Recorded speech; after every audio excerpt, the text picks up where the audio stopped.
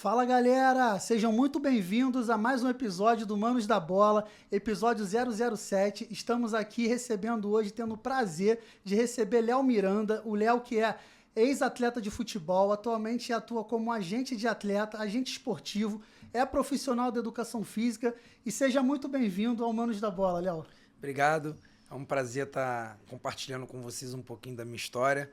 Tenho certeza que vai ser um episódio muito bacana. Já é marcante, né? 007. Então é um prazerzão aqui estar com vocês. Pode ter certeza que vai ser bem legal. Prazer também, Léo. Obrigada aí pela oportunidade de conhecer um pouquinho mais da sua trajetória e também, né, apresentar ao público esse mercado que é muito importante, que é o bastidor, que é onde é a formação do atleta, todo o suporte que é dado e que você vai estar aí apresentando, né, um pouco mais pra gente e também fazendo aí a galera conhecer um pouco mais dessa parte tão importante, né, pra que a gente venha ver como que funciona o por trás do bastidor, que é uma parte também bem assim, crucial, né? Até para poder saber como que o atleta faz para poder chegar ali desde a base até o profissional, né? É um prazer falar de base, é um prazer falar de futebol. Comecei nas categorias de base, então na minha época era mirim, infantil, juvenil, juniores, para chegar no profissional. Então pode ter certeza que a galera vai sair bem enriquecida de tanta informação, porque vivência nós temos, já que eu passei essa camada toda, né? Todas as categorias de base até chegar no profissional, no exterior, depois voltei para a faculdade, trabalhei em clube. Vamos nessa, vai ser legal. Vamos que vamos. Tem a experiência dentro de campo, extra-campo, tem toda essa vivência, né, Léo? E é um prazer ter você conosco, né? O Léo que é um cara que a gente se conheceu trabalhando, né? Até no Vasco da Gama, recentemente, assim, alguns anos atrás. E para começar, Léo, conta um pouco pra gente, pra galera, pro público, como é que foi a trajetória do Léo desde a formação quando atleta, como é que foi ali antes de se tornar agente esportivo, como é que foi esse processo desde atleta até chegar no patamar atual que está o Léo hoje? Eu comecei, como eu falei, né, mencionei, comecei na escolinha de futebol, com 10 anos eu me federei, aí vai vir mirim, infantil, juvenil, juniores, cheguei no Vasco, já ainda jovem, né, até me tornar jogador profissional, e depois fui para o exterior, né, onde eu tive o grande prazer de jogar 8 anos, joguei na Europa, joguei no mundo árabe, encerrei a carreira com 33 anos, voltei para a faculdade, tive a oportunidade de voltar a trabalhar, dessa vez fora do campo no Vasco, sou muito grato ao Vasco por tudo que eu tenho, por tudo que eu sou, né, um clube que me acolheu ainda atleta, e no final da minha carreira abriram as portas para que eu pudesse iniciar essa minha trajetória pós-carreira de atleta, né? Sim. Comecei na captação, não, minto, desculpa. Comecei estagiando no Sub-20, né? Sou muito grato ao Álvaro e ao professor Nilson Gonçalves que me deram a oportunidade, né? Estagiei no Sub-20, aí depois eu vim descendo, passando todas as categorias, até trabalhar no Sub-14 e no Sub-15. E depois da mudança de gestão, saiu o Eurico Miranda e entrou Alexandre Campelo, eu passei a trabalhar na captação.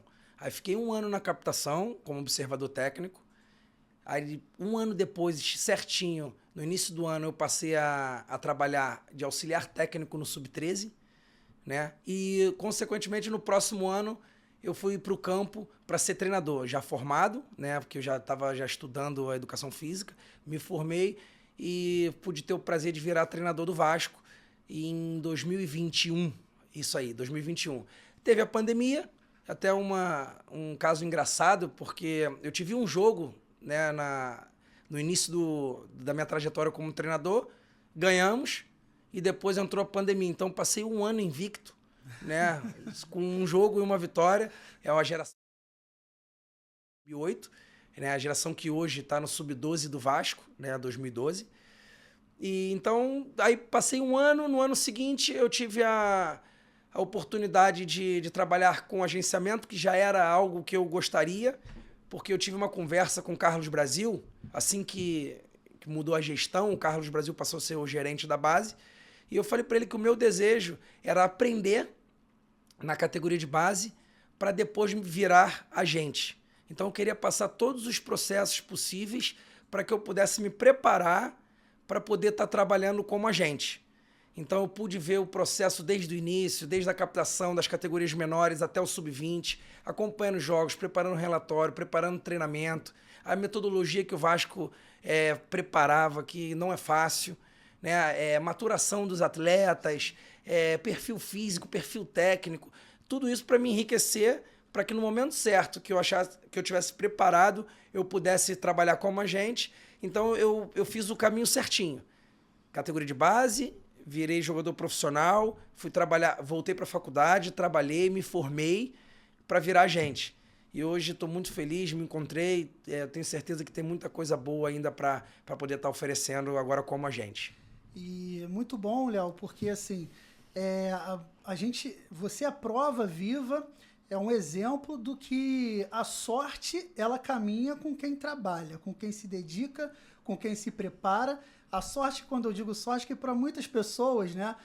O cara chegou lá, teve sorte. O cara teve lá, teve alguém para ajudar. Muitas pessoas, né, hoje em dia em rede social, utilizam dessa prática de tentar menosprezar a vitória, a conquista de outras pessoas. Mas você está provando que você se preparou, não faltou empenho, você foi humilde de, deixa eu dar um passinho para trás, deixa eu conhecer todos os processos, me enriquecer de informação, para que no momento certo eu esteja apto, preparado para seguir o meu caminho, seguir o meu sonho, para ser um diferencial naquilo que eu vou fazer. Isso é bastante legal. Muito bom. E assim, dando um adendo, né, e complementando a informação que o Felipe falou, realmente esse processo, esse bastidor que você conheceu todo ele, é o que te faz hoje ser o diferencial na tua área de agente, porque você conseguiu ter a tua visão como atleta, tua visão como treinador e a tua visão hoje como agente. Então, hoje é importante, isso daí é para qualquer profissão, você saber ali como que funciona o processo que você, para cada situação que enfrentar, você vai saber como ter resiliência, poder solucionar qualquer tipo de situação. Então, isso é muito importante, a pessoa querer ser o diferencial naquilo que ela sonha, que ela deseja. E você, com certeza, é um exemplo disso, Léo. Parabéns aí pela sua dedicação. Não, obrigado. Eu me preparei. Na verdade, todo mundo tem que se preparar. O atleta, para chegar no alto nível, ele tem que se preparar. E eu me preparei. Eu precisava tirar a imagem de um ex-jogador, porque quem era o Léo? Léo era um ex-jogador, naquele momento que eu optei por encerrar minha carreira como atleta, onde fui muito feliz. Eu encerrei a minha carreira como atleta, e quem era o Léo? Léo era apenas um atleta, um ex-atleta. E eu estava partindo para aprender. E eu tive que estudar, mais velho, né? Eu parei com 33, tive que entrar na faculdade para me formar com 35, porque eu já tinha começado meus estudos lá atrás, depois do ginásio. Eu entrei na faculdade, tranquei, e depois de muito tempo eu reabri a minha matrícula. Então eu aproveitei algumas matérias que eu tinha para poder dar seguimento e me formar. Então me formei com 35 anos, onde muitos pensam assim, tá velho para voltar a estudar. Não. Para que eu possa colher os frutos que eu estou colhendo hoje, porque se eu sentar para discutir futebol com qualquer pessoa, eu posso discutir de igual para igual.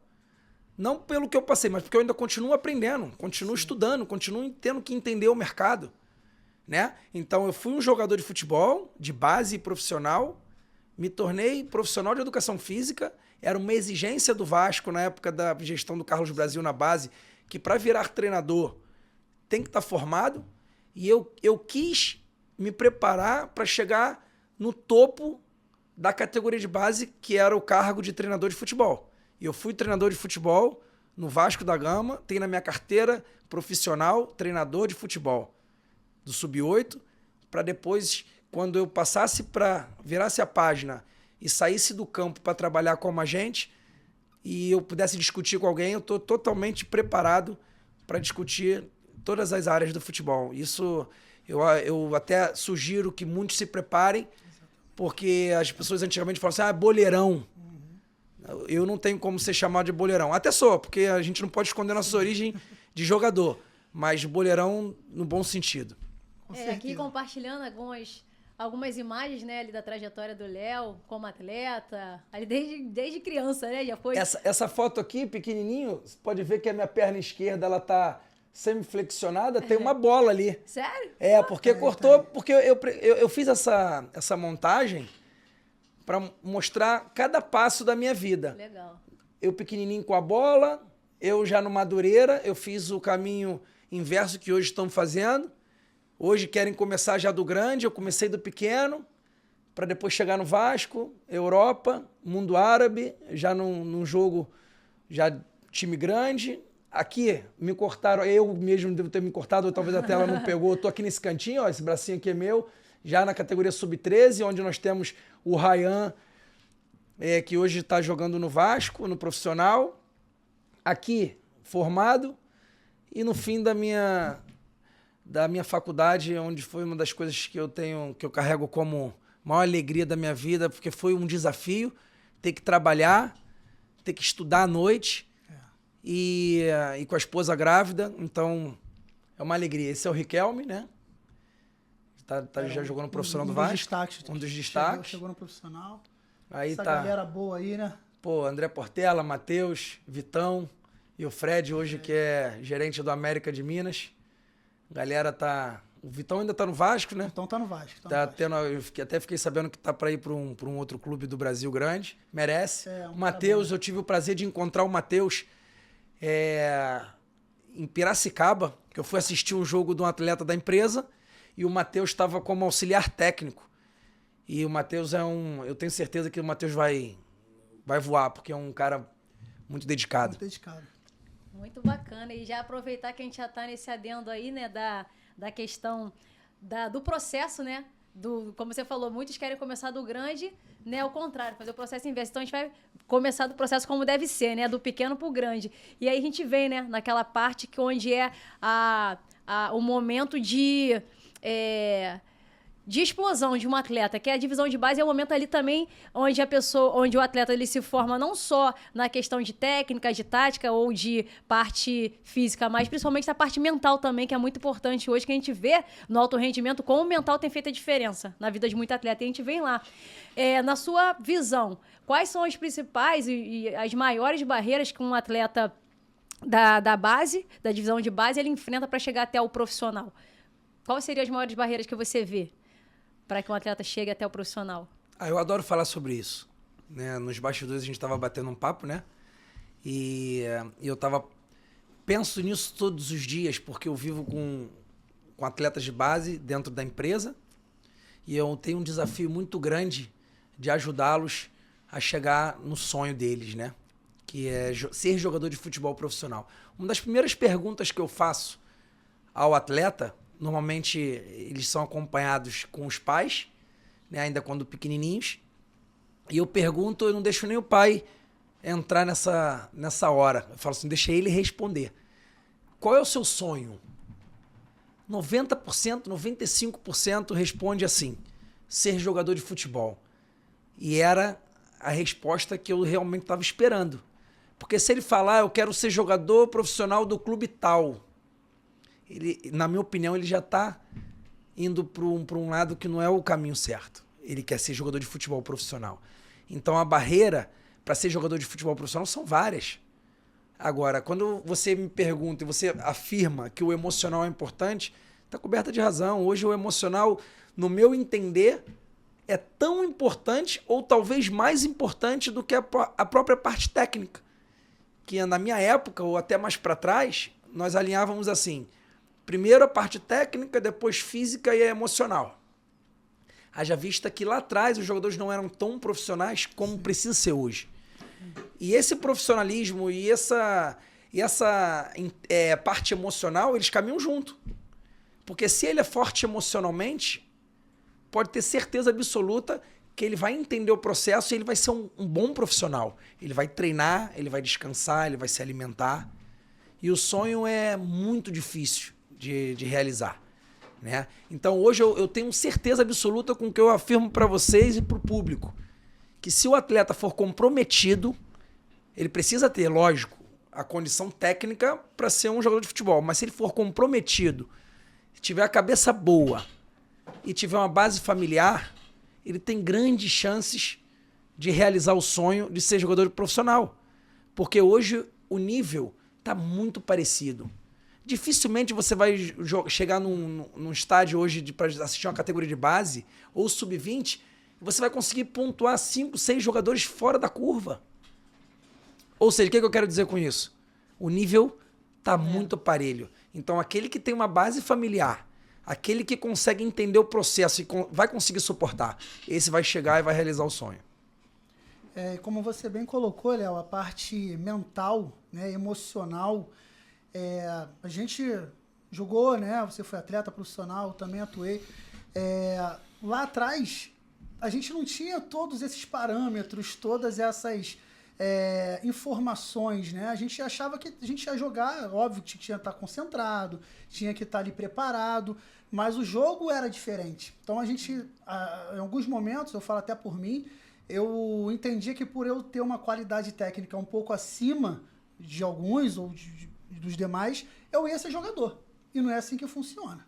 Já desde lá de trás, hoje em dia, muito menos. Então, se o atleta não tiver uma base familiar, se o atleta não se preparar desde pequeno, emocionalmente, questão de alimentar, questão de descanso, cuidar do corpo dele, que é a ferramenta de trabalho dele, mesmo sendo talentoso, mesmo sendo qualificado, quando o funil apertar, ele vai ficar pelo meio do caminho. É mais ou menos por aí?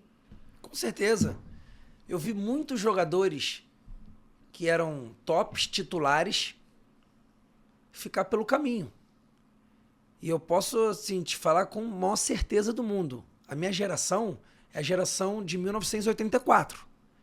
A geração no Vasco ficou 4 anos, se eu não me engano, sem perder um jogo. Só que na minha época, para você subir para o profissional, tinha que ser muito diferente. E o Vasco conseguiu colocar bastante jogadores dessa geração no profissional do Vasco, e muitos que também não tiveram oportunidade de jogar no Vasco profissional foram jogadores em outros clubes. Igual eu costumo dizer dentro do escritório, se você quiser ser jogador, e vamos lá, vamos falar, eu não gosto de falar muito sobre isso, sobre dinheiro, e quiser ganhar dinheiro, você pode jogar em outros mercados, Série B, Série C do Campeonato Brasileiro, e vai ganhar dinheiro. Então, na nossa época, eu tenho certeza absoluta que era muito mais difícil ser jogador do que hoje em dia. Só que a parte emocional hoje, ela é muito importante. Porque o atleta hoje, na base, já desde sempre, desde pequeno, 10, 11 anos, ele já tem uma vida parecida com um jogador profissional. Será que esse garoto vai querer ser jogador profissional? Com toda a cobrança, com toda a mordomia e regalia que ele tem? Porque na minha época e na tua, a gente tinha o desejo de ser jogador profissional para jogar bola. Isso aí. A gente não tinha o desejo de ser jogador profissional para só sair na televisão. A gente queria jogar, a gente tinha prazer de jogar. Os meninos hoje não têm prazer de jogar futebol. Tinha alma, né? Tinha alma, tinha vontade. Isso é grave, cara. Isso é grave. É muito triste. É muito triste. Eu frequento os campos de várzea, frequento os campos de base, futebol de base e profissional. É triste como os meninos de base hoje, que só querem ser jogador, eles não querem ser ídolo do Vasco, do Flamengo, eles querem jogar no Real Madrid, eles querem jogar fora, porque dá glamour, porque dá fama, dá dinheiro. Era diferente da minha época. Vou contar um fato para vocês aqui bacana. Eu, quando estava com 18 anos, eu acho que eu fiz o meu primeiro contrato profissional, ou 19, no Vasco. Hoje, com 16, já faz contrato profissional. Ah, Léo, na tua época não tinha jogador com 16 que tinha? Tinha. Só que são pouquíssimos jogadores daquela época que com 16 anos fazia contrato profissional. Raríssimo. Difícil, você sabe disso. Sim. Eu queria completar o coletivo do profissional, na época que eu estava nos juniores, só completar. Só botar o pezinho ali, né? Porque eu jogava um jogo domingo e na segunda tinha aquele treino coletivo para os que não foram relacionados. Isso. Aí eles iam lá nos juniores e buscavam alguns atletas. Eu queria, para poder, claro, estar perto dos caras, para poder estar perto deles, para ver os caras que eram meus ídolos, que eu tinha o desejo de estar ali. E o engraçado, para poder fazer o café da manhã que eles tinham no vestiário. Porque era muito diferente a vida do cara da base com o do profissional. Chegava lá, eles davam uma garrafa de Gatorade daquela verde, sei nem se eu posso falar a marca, mas já falei. Tranquilo. Botava lá um um esparadrapo com o nome do jogador e a gente podia pegar o gate, na nossa época falava assim, à vontade. E nos juniores eram 2 copinhos, 3. Normal. Então eu queria estar lá com os caras para poder ter aquela vida. Mas para eu ter aquela vida eu tinha que fazer. Eu tinha que resolver nos juniores e olhe lá para ver se eu ia ter oportunidade no profissional. E hoje não. Eu vivenciei uma situação no 20 do Vasco, na época que eu estava estagiando. Os jogadores que não eram nem titulares nem reserva, eram o terceiro time, não queria completar o coletivo do profissional. Com aqueles caras que não estavam jogando. Isso agora, tem 5 anos atrás, 6 anos atrás. Não existe. Não existe. Mas sabe por que isso? Porque esses meninos que não estão jogando, eles já estão tendo vida de jogador profissional antes da hora. Aí eu pergunto lá no escritório pros meninos, você tá em que série? Ah, eu tô na terceira. Terceira série, um exemplo. Tá na terceira série, tá. Você faz prova da faculdade? Não, por quê? Porque eu ainda tô na terceira série. É claro, o jogador não pode ter vida de uma coisa que ele não é ainda. Esses meninos de base, eles podem ter contrato profissional, mas se eles não jogarem lá, se não der um chutinho, como a gente fala, não são jogadores, cara. E isso tá contaminando os meninos lá embaixo. É uma cadeia, né? Exatamente. Os meninos só querem jogar com chuteira de marca. Se o amiguinho tá patrocinado, eles querem também ter o patrocínio. E quem é o culpado disso, muitas das vezes? Os pais. Ainda bem que você que respondeu. Porque eu ia acabar tendo um problema com os pais, que são meus queridos dentro do escritório. Não que os pais sejam um total problema, tá, pessoal? Mas é a questão que o Léo tá explicando. A base, como é que é o dia a dia, o diálogo. O Léo vai passar para o público também. Também o excesso de cobrança, que nem sempre vai estar contribuindo positivamente para o atleta, ainda mais se for um atleta muito jovem, que ainda não tem uma mente formada, uma mente forte. Aquilo ali, aquela pressão já dentro de casa, fora a pressão e a cobrança que já vem do clube, se ele não tiver num momento bom com uma mente forte, como a gente tem falado muito da mentalidade, ao invés de ter um efeito positivo, acaba essa autocobrança, fora a cobrança também dos pais, enfim, em geral, acaba trazendo um desempenho negativo, né? Que às vezes o atleta, o jovem, ainda mais quando se for sub-9, sub-12, enfim, sendo criança, em formação, ele pode estar passando um momento difícil. E ali acaba, muitas das vezes, ao invés de ser gerado um grande atleta, é um desses que para pelo meio do caminho, quando algo é excessivo. Então, tudo tem que ter um ponto de equilíbrio. Isso daí vale para todos, né?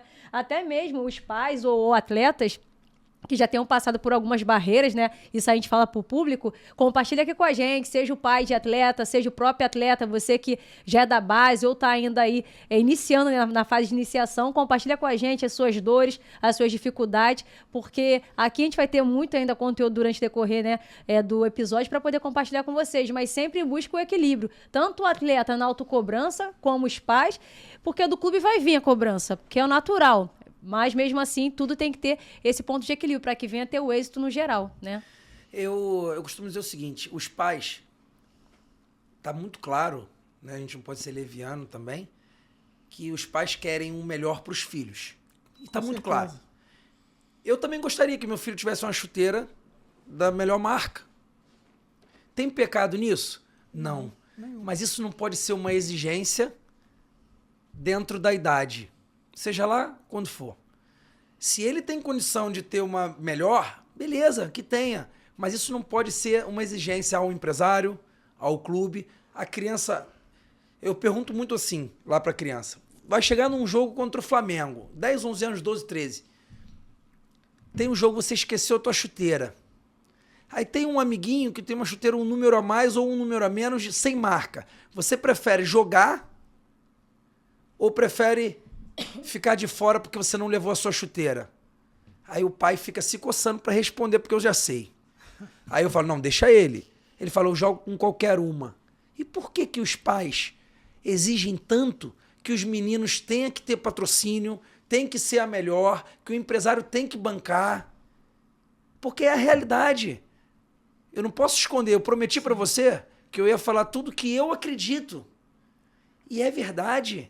Eu sei que tem uma opção de empresário me assistindo, tem pessoas que realmente vivem o que eu estou falando, e é verdade.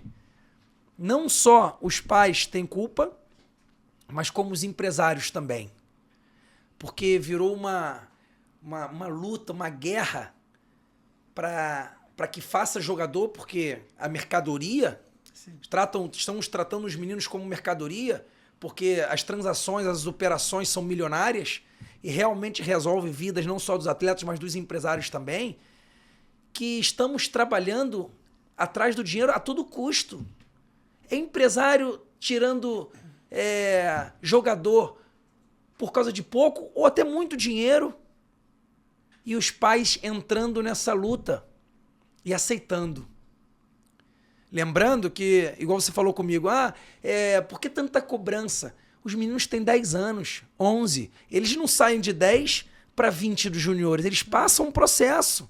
Passa o 11, o 12, na nossa época era mirim, infantil, juvenil e juniores. Hoje não. Hoje ainda está mais fácil porque eles representam a própria idade. Isso. Na nossa época era com 2 anos. Pô, com 2 anos. O primeiro ano, meu irmão... Tinha que roer o osso. Para completar o coletivo. Isso aí. Quando ia escalado, quando não jogava a Copa Brahma, Copa Light, e o Campeonato Carioca não jogava, só jogava no segundo ano. E quando subia, eu lembro bem, que subia 6, 7. E o outro era dispensado. Isso aí. Ou seja, o menino estava... O primeiro ano estava sempre fora da zona do conforto. E eu digo por mim, eu venho de uma geração muito forte no Vasco, nunca fui um excelente jogador absoluto titular. Muitas vezes eu ia para os jogos de sobreaviso, só que a minha vontade de ser jogador era tão grande, irmão, que eu costumo até brincar, eu só tinha um dardo para acertar. Se eu errasse, eu estava fora. Não sou de família rica, então eu tinha que ser jogador. E graças a Deus eu consegui. Então, assim, eu hoje até faço um apelo, né, aos empresários e aos pais para ter um pouco mais de paciência com as crianças. Vai acontecer. Se cuidar da cabeça, se cuidar do estudo. Eu vejo o pai nem incentivando a criança a estudar. Eu vejo pais largando a vida deles de lado para viver o sonho do filho. Pô, que legal, mas o sonho é da criança. Tem certas coisas que não precisam ser feitas. Entende? Então, assim, é um apelo porque eu vivo isso. Chega a ver saltar um pouquinho, porque como você falou no início do programa, sou formador, estudei, joguei, estudei. Então, nós fizemos um juramento. Tem que ter a ética, tem que lutar pelo atleta. Então, assim, vai acontecer? Vai acontecer, se a gente tiver muito cuidado. E lembrando que o sonho é dos meninos. Com certeza. Excelente. E aproveitando esse gancho, Léo, conta pra gente, pro público, como que funciona essa gestão humanizada que você trabalha na LM10 Esporte, que é a sua empresa, né? Como que seria essa gestão humanizada para o público entender? Como é que é o dia a dia? O que é que você enxerga nos bastidores do atleta, da família, para cuidar do extracampo, para que dentro de campo o atleta consiga desempenhar o seu melhor? Eu senti na pele, né? Precisei sentir na pele essa falta desse cuidado. Eu, como você sabe, a gente já falou, fui jogador profissional. E morei 8 anos, joguei 8 anos fora do Brasil, onde eu precisava de um apoio, precisava de cuidados e senti essa falta. Então eu já estava... Quando eu comecei a entrar no último terço ali da carreira, eu pensei, eu quero cuidar desses meninos. Eu quero dos meninos que eu digo em geral, tanto de base quanto profissional. Que hoje eu sou mais velho, então posso chamar de menino, né? E eu senti essa falta. Eu jogava, o empresário ia lá, ganhava o dinheiro dele e acabou. Não me dava um telefonema, só ligava, ou se o clube quisesse me mandar embora, graças a Deus pouco aconteceu, ou se eu fosse renovar o contrato ou se tivesse uma outra proposta. E não é por aí. Então eu entendo as dores deles, tanto da base, a dificuldade que era, quanto do profissional. Então, quando eu resolvi montar a LM10, eu falei assim, eu vou cuidar de gente. Eu tenho prazer, vou ter o prazer de cuidar das pessoas e para cuidar, a primeira coisa que a gente tem que entender é a observação. É observar o ser humano. Porque detrás daquele craque, daquele atleta, tem um ser humano. E a gente precisa entender lá no início, lá na origem, como foi a trajetória, são perguntas, muitas captações que eu faço até, tem jogadores prontos que eu quero dizer já profissionais, sim. E eu faço o mesmo trabalho, é o mesmo cuidado. Porque eles sentem muita dores, é muita cobrança. E cada um tem a sua. Então, dentro da LM10, eu tenho certeza no que eu estou falando. Nossa gestão é uma gestão humanizada, porque eu procuro ter cuidado com o protagonista. E o protagonista não é o Léo Miranda, são os atletas. Com certeza, né, Simone? Muito bacana isso. E assim, essa questão do cuidado, de sentir a dor, é o que faz a diferença, né? Porque o atleta, ele vindo a ver que alguém se importa com ele, automaticamente isso é estímulo, é ânimo para poder ele dar o melhor, se dedicar, que talvez ele pode não ter esse suporte familiar, mas ele ter esse suporte até mesmo vindo do agente, que é também alguém que vai estar ali dando a mão para ele chegar e alcançar esse sonho, isso faz muita diferença, que muitos jovens, principalmente meninas, que criança, não tem o apoio do pai ou da mãe. O apoio que eu digo não é estar ali o jogo, assistindo todo o jogo, que nem todos conseguem fazer isso, também não é necessário, né? Como você falou, que às vezes, quando está muito junto, acaba que às vezes uma cobrança excessiva acaba atrapalhando o atleta. E também, quando também não está junto, é o equilíbrio, não é estar junto sempre, mas também não é deixar o atleta caminhar sozinho. Isso vale para a família e também para o agente, como você falou. Não é um produto. O atleta não é um produto em si, ainda que para o mercado seja, né? Que é visto na mídia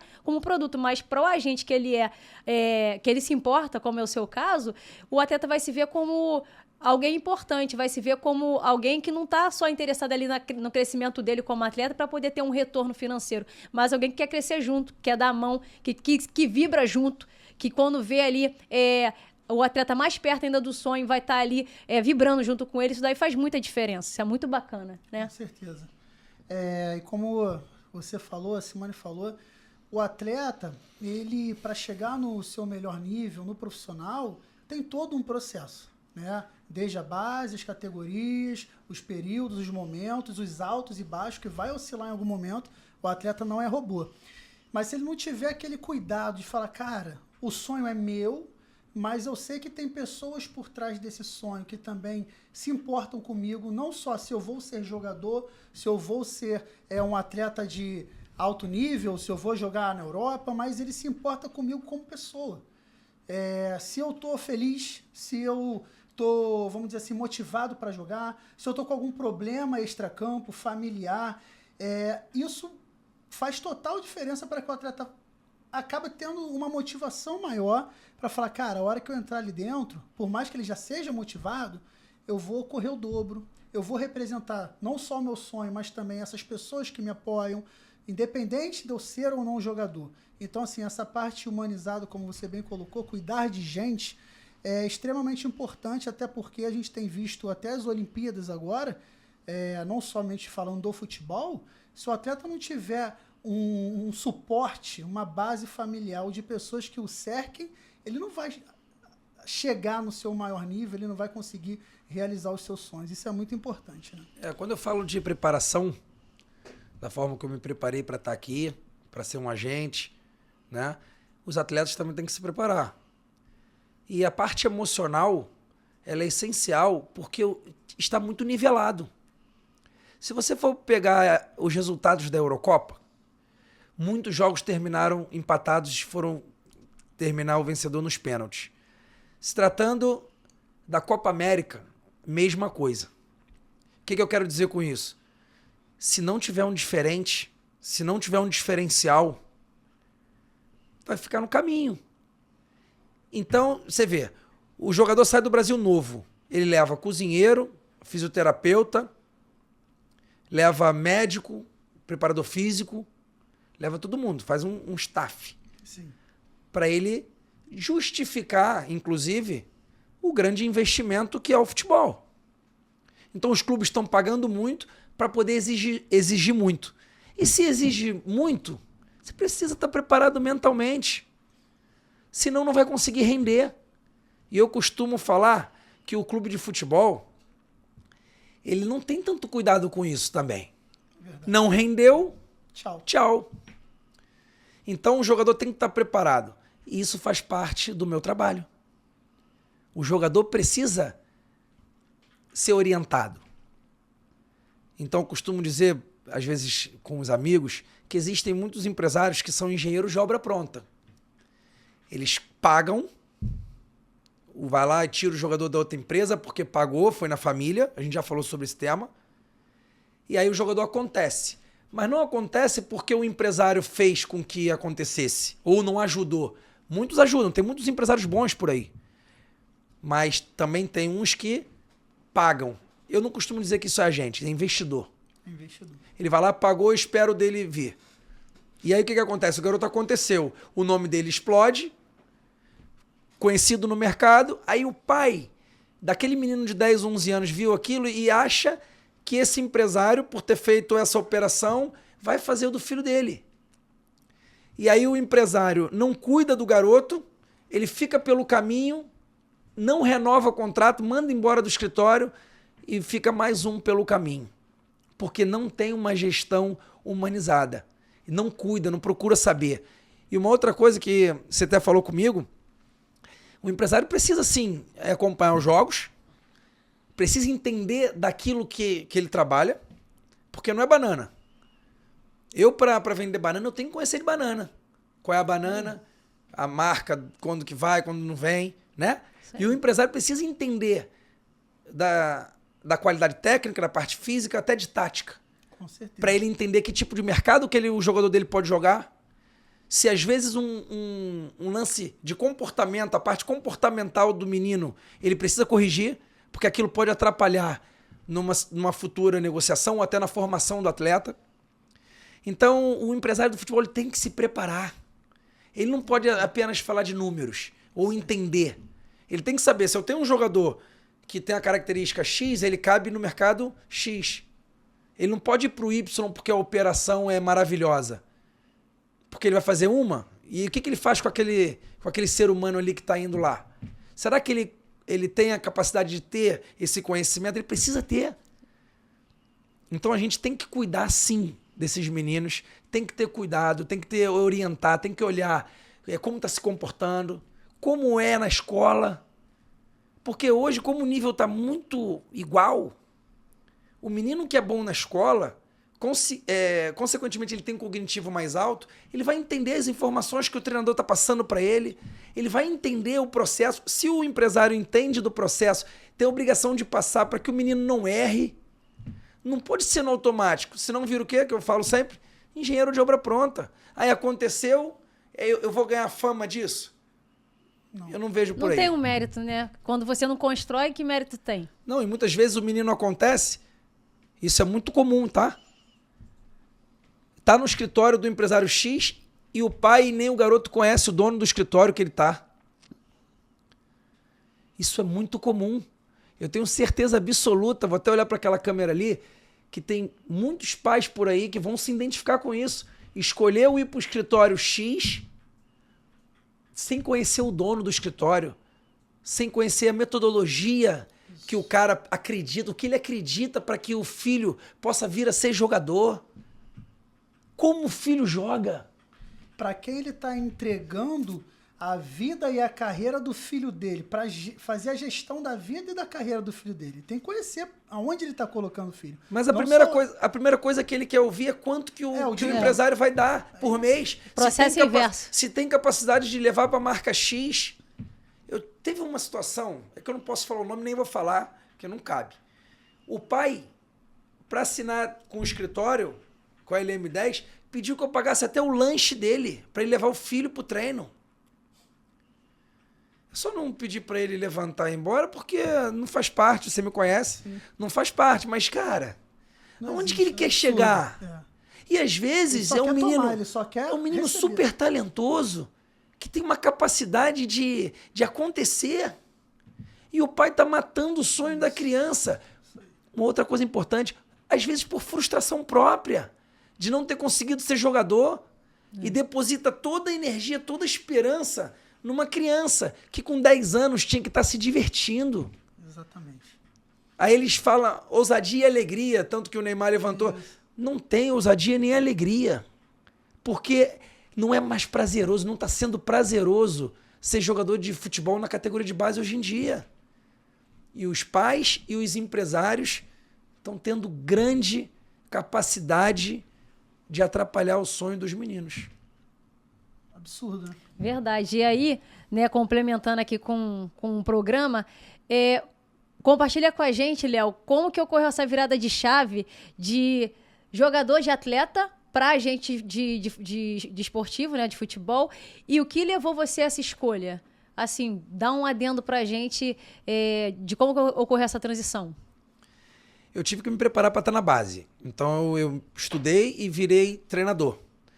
Eu não gostaria de ser treinador por algumas situações. Talvez a mais importante é não ficar longe da minha família por eu já ter ficado muito tempo. Então, eu, por sentir falta e entender que eu não iria ficar fora do futebol, uma das formas que eu tivesse que ficar dentro do futebol era trabalhando como agente. E aquela dor que eu tive lá atrás, principalmente no mundo árabe, onde eu vi que existe uma capacidade de cuidar e até ganhar dinheiro como agente, eu comecei a me preparar ali. Engraçado que jogando, eu fiz uma transferência de um amigo meu do mundo árabe para a Armênia. Precisava de um zagueiro, eu indiquei ele, que ele passou o Natal na minha casa, e ele foi. Então Deus já mostrou que eu poderia acontecer. Mas o principal foi isso, foi esse cuidado de gerir e a capacidade que eu tinha de ter uma qualidade de vida também. Porque o empresário ele fica muito mais em casa, na sua cidade, do que propriamente viajando. E o treinador hoje, no Brasil, infelizmente, até por ser uma questão cultural, a gente não respeita os contratos e manda o cara embora com um mês, até semanas, dependendo. É uma cultura.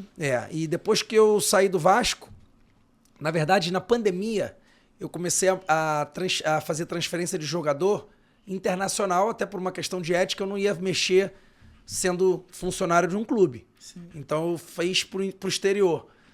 Nós colocamos 3 jogadores no Chipre, né? E ali eu me encontrei. Eu falei, pô, tá na hora. Como eu já me sentia preparado, eu acabei saindo do Vasco e segui por esse caminho de agente. Muito bom. E aí, pegando esse gancho e dando sequência, Léo, conta um pouquinho pra gente como é que funciona, a gente que acompanha a tua carreira, já te conhece, o público que já te conhece também, que vai passar a conhecer, como funciona esse mercado alternativo, né? Como você se aproximou desse mercado alternativo que hoje é uma das prioridades da tua empresa, né? É um dos focos que vocês trabalham. Que países são esses? As culturas? Como você se aproximou desse mercado? Qual é a diferença de negociação entre um e outro? É tudo parecido? Explica um pouco porque é bem amplo, né? É bem complexo acredito eu, todo esse contexto. É bacana, pergunta boa. Eu joguei no Chipre. Né? Tive uma passagem muito feliz por esse país. É um país que não são todas as pessoas que conhecem. Né? É uma ilha. Eu gosto de geografia. Conhece. Né? Tem até passagem bíblica no Chipre, né? Se eu não me engano, Paulo. Sim, sim. Né? E é uma ilha linda. E eu tive a alegria de ter a oportunidade de ter jogado lá. E, consequentemente, eu encerrando a carreira, eu ainda mantive o contato com algumas pessoas que jogaram comigo.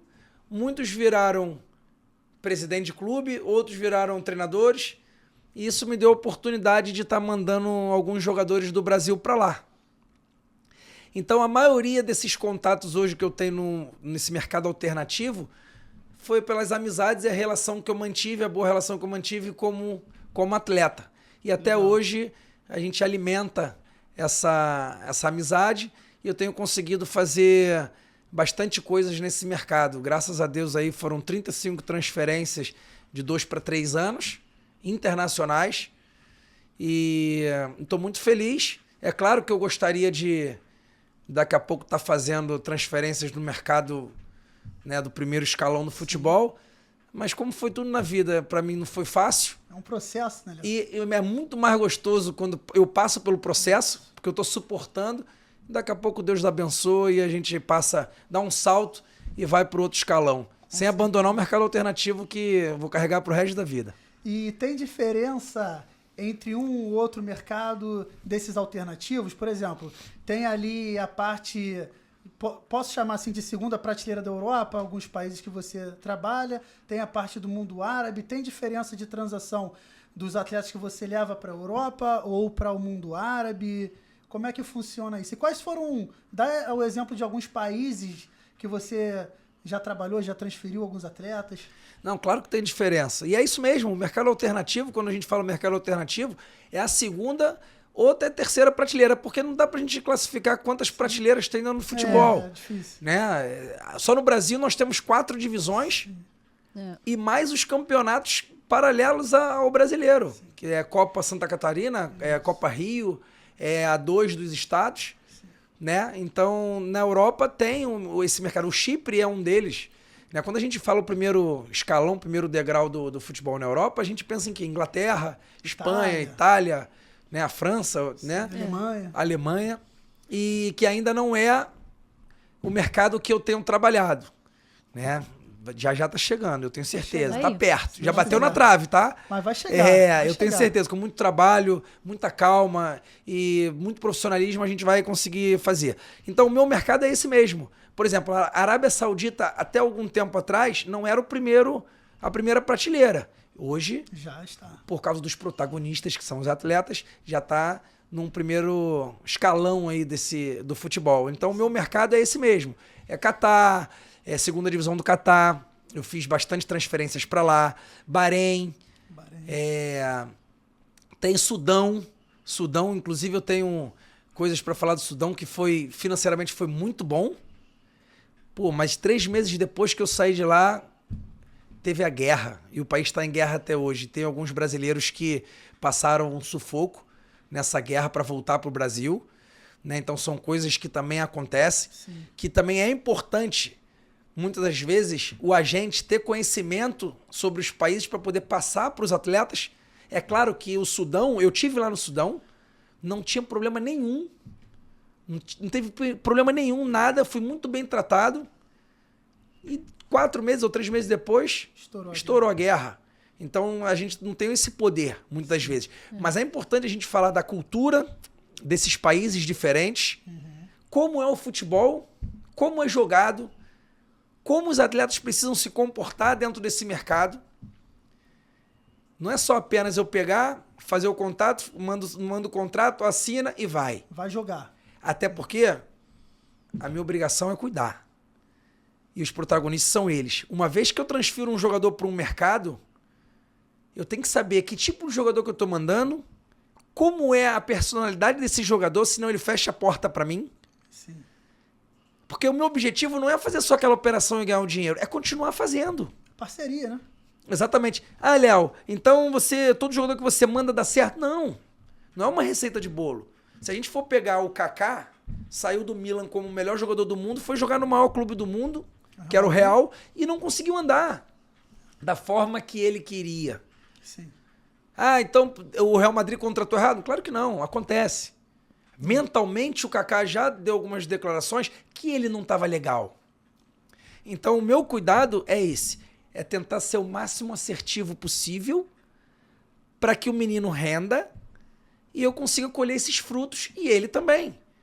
Porque diferente do que pensam por aí, a menor parte é do empresário, financeiramente falando. Né? Claro que tem alguns por aí que ainda conseguem fazer uma coisa ou outra, um milagre aí, que conseguem ganhar mais do que o jogador. Mas dentro da minha empresa isso não acontece. E eles sabem disso. Os jogadores que vão estar assistindo a gente, que trabalham comigo, eles sabem que é tudo muito claro.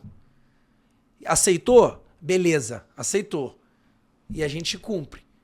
Mas eu não tenho coragem de fazer uma operação onde o escritório ou as partes envolvidas ganham mais do que o atleta. Eu não faço. E o jogador sabe disso. Até porque o atleta, ele é o fator provedor, principal. Ele é o provedor. Se não tiver o atleta, não tem futebol. Não tem. O protagonista é ele. Total. Exatamente. Então, tem que ter esse equilíbrio, né?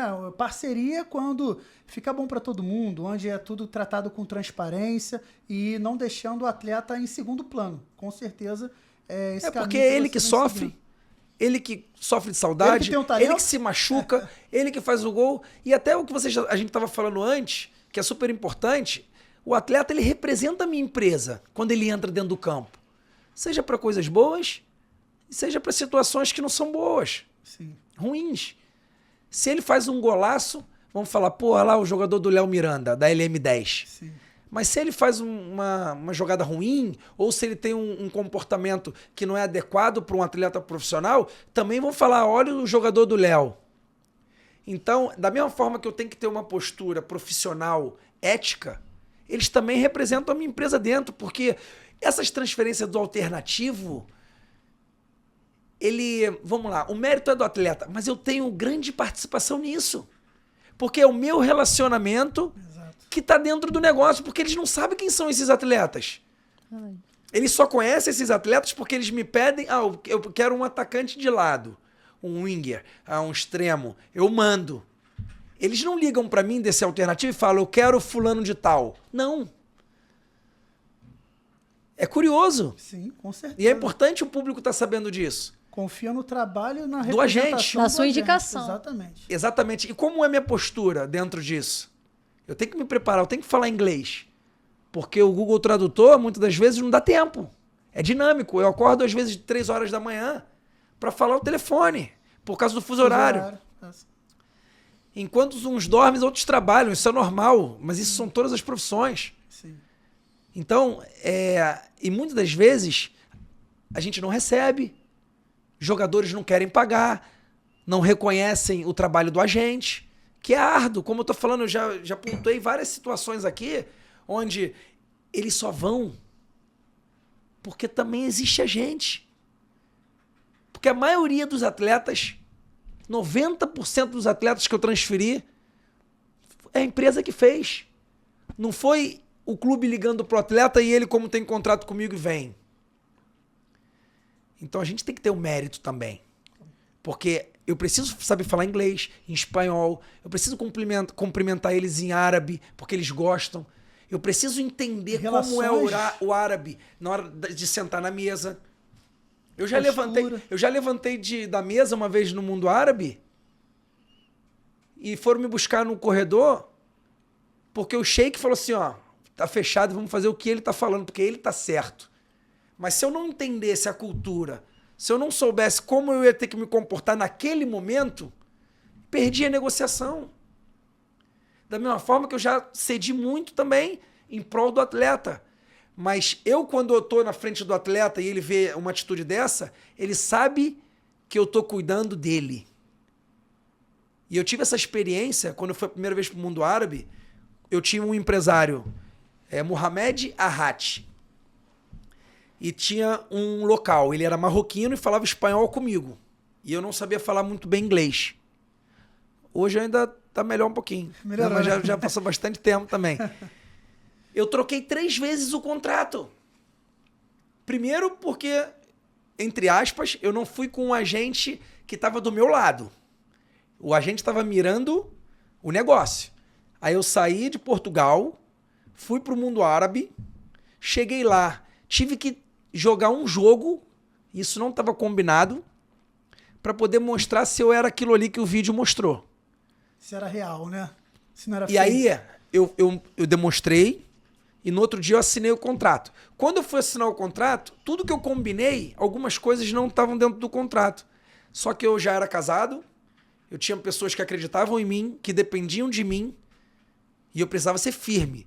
Primeiro, porque eu demonstrei por que eu estava ali. E não tinha nem sido combinado. Não tinha sido combinado. Então eu precisei, mais uma vez, sair da minha zona de conforto, onde eu viajei dentro do avião, dormi no hotel um dia antes, pensando que eu já estava tudo certo dentro da minha carreira. E o agente que era para estar do meu lado estava mais preocupado em eu aceitar, porque tinha um dinheiro de adiantamento. Uhum. Então, se eu falasse não ali, dependendo do que o sheik falasse, o sheik estava na mesa, um prédio de 7 andares, todo do sheik, com 3 empresas. Só que ele simpatizou comigo logo no primeiro olhar que a gente teve no estádio quando eu fui treinar. Então já houve uma confiança mútua. Eu tentei já falar as primeiras palavras em árabe que eu perguntei como era. Sem auxílio de ninguém. Deveria o empresário que estava me levando me dar uns toques. Direcionar enfim, um pouquinho. Voltando. Quando o contrato veio, não tinha passagem para minha esposa, não tinha o carro que foi combinado e a forma do pagamento do adiantamento também não. E aí voltou 3 vezes o contrato. E aí o marroquino, que era o Mohamed Arhat, falou para mim, você tá com medo? Falei, não. Não tô com medo. Mas eu sou o jogador. Porque se eu me machuco, tenho um problema no joelho e fico mais de 3 meses machucado, o meu contrato é quebrado. E aí? Só sei que no final eu tive a ousadia e Deus me iluminou, que eu falei o seguinte, tudo bem, eu aceito se vocês quiserem me mandar embora, dar 2 salários. Como uma multa. Como uma multa, eu aceito. Mas vocês também, eu tinha jogado um dia anterior, mas vocês também colocam no contrato que se eu tiver qualquer proposta de qualquer time desse país aqui, vocês me liberam com 2 pagamentos de salário também. O Sheik olhou pra mim, apontou pro cara, e depois ele me traduziu, falou, não fala mais nada. É do jeito que ele tá querendo. Porque eu sei que ele quer jogar aqui e eu senti firmeza nele. Isso era meu papel fazer isso? Não. Era papel do agente. Você se auto-agenciou. Exatamente. Então, esse tipo de coisa, eu fui trazendo. Graças a Deus, eu consigo colocar em prática. Os meus jogadores, eles vão estar assistindo e vão, um dia, se você tiver oportunidade, pode perguntar. Eles sabem o quanto eu sou chato com as coisas certas. Porque eu sei que eu, depois, não vou ter sossego se der alguma coisa errada do que não foi combinado. Porque eles não vão procurar os caras lá, vão procurar a mim. Exatamente. Então, para ter um trabalho profissional, a gente precisa ser amigo dos nossos atletas. Amigo e, principalmente, profissional. Transparência, né? Exatamente. Muito bom isso. E assim, como você falou, né? Você teve essa experiência, entre aspas, ruim como atleta, de não ter tido esse suporte. Você fez do limão a limonada, né? Como diz. E você, quando se tornou um agente, você conciliou o que você teve de bom como atleta e trouxe como experiência e o que não teve para que não fosse acontecer. Para você fazer diferente. Fazer a diferença. Isso é muito bom. E você se vê no espelho sempre, né? Quando você vê um atleta chegando, você olha o que você não conseguiu ter de suporte lá atrás para poder hoje retribuir a eles. Isso é excepcional. Isso é muito bacana, né? E agora a gente chegou, né, no momento irreverente aqui do episódio e vamos lá contar algo bem bacana. Conta aí pra galera algum momento irreverente que você passou, seja como atleta ou como agente, aquele momento que quando você lembra, você fala assim, pô, isso aqui foi muito engraçado. Só de lembrar, a gargalhada vem, só de lembrar é um momento que, poxa, já dá aquela vontade de rir. Conta aí pra gente qual seria esse momento assim tão bacana, tão assim especial. Eu tenho muitos, né? Eu sempre fui da resenha, então um top 10. Cara, assim, eu sempre fui um cara muito da resenha, do vestiário, da brincadeira. Eu até quando era menor, muitas das vezes eu acho que me prejudicou às vezes de repente de jogar ou não eram as minhas brincadeiras. Né? Eu ficava brincando às vezes muito, então às vezes os caras pensavam assim, pô, não é um cara sério. Sim. Né? Mas uma coisa engraçada... cara, eu tenho várias. Eu vou soltar... Vocês querem que eu... Uma só? Uma que top você... 10, top vamos 10. falar, a gente tá falando tanto do mundo árabe, né? O primeiro dia que eu cheguei no mundo árabe, dentro do vestiário, eu fui trocar de roupa. Normal. Cheguei lá no vestiário, tirei a roupa. Fiquei pelado. Quando os caras entraram, que eu cheguei primeiro, eles entram e saem pra fazer a oração deles. Isso. Tem um momento de oração, né? Da religião deles. E eles entraram, tava todo mundo, então entrou todo mundo depois da oração. E eu esperei a oração acabar. Quando eu escutei que acabou, eu entrei. O que eu fiz? Já tinha meu armáriozinho e tal, com meu nome. Eu tirei a camisa, fiquei pelado. Cara, isso não é normal lá. Não pode. Tem que entrar dentro de um banheirinho, fechar a porta, bota o short e depois você sai. Cara, começou uma gritaria. E eu não entendia muito bem, que eu estava aprendendo ainda o inglês. O árabe sabia falar salam aleikum e olhe lá. E agradecer. Cara, aí os caras começaram a rir, pegaram a minha roupa, começaram a jogar um pro outro. E eu pelado. Só que tinha um jogador que eu já sabia que falava espanhol, então eu comecei a falar com ele. E ele falou assim, não tem problema não, eles estão brincando, mas não pode mais ficar pelado dentro do vestiário.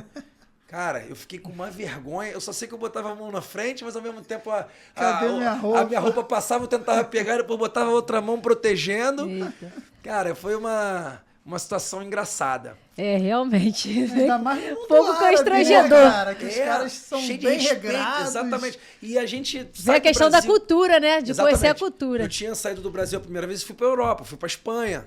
Aí depois fui pro Chipre. Então eu passei em países, né, mais liberais, mais né? liberais. Aí você vai pro mundo árabe, você já escuta, pô, meu irmão, ó, mata, corta a mão, e não sei o quê. Aí tu já fica com medo. E eu faço isso. E é uma. E eu passei também umas dificuldades também assim. É bem tenso isso aí, né? Porque é uma cultura bem rígida, né, cara? A gente que vive no Brasil, desde criança, brasileiro, assim, acostumado com um país liberal, enfim, anda sem camisa, vai para onde faz, meio que se comporta, cada um dentro do seu método. Você chega nesse tipo de países, assim, a adaptação não é fácil, né, cara? Não, e você come com a mão. Come com a mão. Come com a mão, você não aperta com a mão direita, porque a outra mão é que eles se limpam, então ele não aperta a sua mão dessa forma. Tem a parte do Ramadã, em alguns momentos eles cumprimentam encostando o nariz. Então, sim, são coisas que você vai aprendendo e vai tendo que se adaptar. E aí é o que eu costumo falar muito para os atletas. Sim. Não são eles que têm que se adaptar a gente. O país é deles. O país é deles. Nós que estamos chegando. Então, aquele que consegue ter uma adaptação mais rápido, é como tudo na vida, inclusive na categoria de base que a gente falou bastante, é o processo. Pô, eu entendi como funciona. Se eu suportar o processo, eu vou chegar. É isso aí. Então, eu chego num país, eu entendo que os caras, pô, não são tão profissionais, mas tem a grana, então tem a projeção do mercado, e eu quero ficar, eu tenho que me adaptar. Com certeza. Então, assim, eu tenho muita identificação com os árabes. Né? Se você vai ter o prazer de ir no meu escritório, você vai ver que tem cheiros árabes lá, tem alguns presentinhos que eles me deram, que eu coloco, chá árabe eu tomo também. Então, assim, eu gosto. Tem um carinho, né? Tem um carinho e gratidão. Sim. Porque, na verdade, no mundo árabe foi onde eu consegui, vamos falar grosso modo, ver mais dinheiro. Tanto na parte como jogador e depois como agente. Então, a gente não pode deixar de falar que o dinheiro ele tem a sua importância na nossa vida. Faz parte. Né? Mas ele não é o mais importante. É muito importante frisar isso. E a gente precisa do dinheiro, mas tem que ter equilíbrio. Né? Então, o mundo árabe, além de todas essas coisas que eu passei, coisas boas, tem coisas engraçadas também, que se eu puder contar, vou contar uma. Conta. Eu tava com a minha esposa na praia, e aí em Omã. Lindo, paraíso. E lá, o estrangeiro, ele não precisa ficar usando aquelas roupas que as mulheres usam, a burca, essas coisas, não precisa. E a gente pode ir na praia como turista normal, sunga e ela de biquíni. Porque tem muito estrangeiro lá. Muito brasileiro da Vale do Rio Doce vai para lá. Pilotos de avião trabalham lá. Então, assim, a praia é liberada. Normal. Só que aí você vê, culturalmente falando, o árabe, homem, vai normal. A mulher não pode botar biquíni. Então ela vai com roupa. Num sol danado, ela vai com roupa. Só que tem muito imigrante também, tem muito indiano, o pessoal do Paquistão, outros países. Sim. Aí a Karina a minha esposa, foi andando pra água, deixou a canga, tirou tal, um biquíni normal. Claro que não vai usar nada indecente por respeito também. Além dela não gostar, não precisa fazer. Ela foi andando e eu sabia que não eram árabes que estavam ali. Por isso eu brinquei. Aí os caras foram e deram uma olhada para ela na parte de trás, no bumbum. Sim. E começaram a comentar. Aí eu falei, é? Falei, vocês gostam... Eu falei em português. Vocês gostam de bumbum? Então, beleza. Peguei a minha sunga, coloquei como se fosse um fio dental. Aqui o bumbum. Aí, ó, pra vocês verem também. Os caras correram, foram embora. Tipo assim, devia ter achado aquilo muito louco. Tipo, que o cara é louco, velho. Não foi dentro do campo. Igual você me perguntou uma coisa inusitada, uma coisa engraçada. Não foi dentro do campo, mas é uma que cabe também. Mas essa aí foi Olharam boa, pra onde não rapaz. devia, né? E eu te apoio, Tu vê? Tu gosta, né? Então toma. Aí, Pois galera, história boa. Pois é. Léo foi lá e colocou o bumbum pra fora. Né? Lá ele. Lá ele. Pois é. Ai, meu Deus. E, rapaziada, mudando um pouquinho agora o tema, né, o assunto, a gente vai entrar no nosso quadro, Tabelinha com os Manos. Tá preparado, Léo? Bora. Vamos lá, Heitor? Então a gente vai pra Tabelinha com os Manos.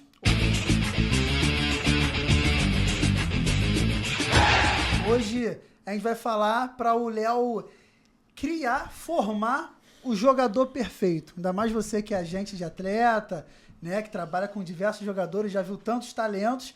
O Léo vai formar a máquina ali do futebol que você entende como jogador perfeito. A gente é um bate-volta ali rápido, raciocínio, você vai falando.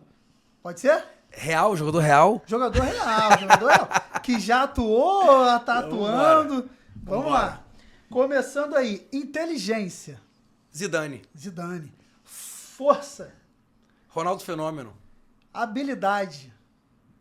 Ronaldinho Gaúcho. Velocidade. Neymar. Marcação. Thiago Silva. Finalização. Romário. Baixinho. Foco, concentração. Pô, esquece, Cristiano Ronaldo, isso aí não tem como... Monstro. Esse eu gostaria de colocar o Cristiano Ronaldo em vários desses, o Neymar em vários desses, Ronaldo Fenômeno em vários desses, mas eu prometi que se tivesse esse bate-papo eu não sabia. Sim. Eu ia responder rápido na cara, porque eu vivo isso, eu respiro futebol o tempo inteiro, então... Cristiano Ronaldo, esse último aí, foco. E pra fechar, um jogador como referência, que você fala assim, cara, esse é referência. Aí tem que ser dentro e fora do campo ou só no campo? Geral. O Referência. Cristiano Ronaldo. Ele mesmo, né? Eu vejo... Eu sou muito fã do Neymar, né, cara? Então eu participo às vezes dessas resenhas de pós-pelada, arquibancada. Eu se ver alguém falando do Neymar, meu sangue ferve. Eu já sou meio acelerado, então assim, acelero mais ainda. Porque, cara, quantas valências você falou? Quantas características você falou? Cara, 2, 4, 6, 8. 8. Se ele pegar um treinador que coloque pra ele que ele realmente precisa entregar, para que ele tenha todas essas 8 aí, a mais difícil seria a questão da marcação. Mas se ele pressionar um pouquinho, a gente pode botar como marcação? Pode. Ele tem todas essas. Fecha o espaço ali, corta caminho. Então botamos marcação? Ele tem todas. Então, assim, eu torço muito para que esse rapaz, esse menino, ganhe a Copa do Mundo, para que ele tenha todo o respeito, porque o que ele proporcionou pra gente durante o quê? 15? Talvez 15 anos aí de carreira? Isso, praticamente. Cara, foi a coisa mais bonita. O jogador que eu vi com meus próprios olhos no estádio, que eu mais vi jogar foi o Ronaldinho Gaúcho, eu vi na Espanha. Teve esse prazer? Tive esse prazer. Barcelona? Barcelona. No auge? No auge. Nossa. Aí eu costumo dizer, Felipe, é o mesmo campo, é a mesma bola pro Ronaldinho Gaúcho ou pro qualquer um outro que foi lá e jogou. Sim. No Compostela, no Valência, no Santos, que foi lá jogar contra o Barcelona. O que ele fazia em loco, a mudança de direção, domínio perfeito, habilidade, chuta com a esquerda, finaliza com a direita com perfeição, tomada de decisão, improviso. Cognitivo. Né? Gestual corporal, sabe? Personalidade para resolver no momento certo. Jogou aquele jogo épico no Santiago Bernabéu, onde ele foi aplaudido de pé contra a sua máquina. Eram os galácticos. Zidane, Figo, Beckham. Então, assim, aí vamos supor que um cara desse não tivesse ganho a Copa do Mundo. Ele merece ser massacrado?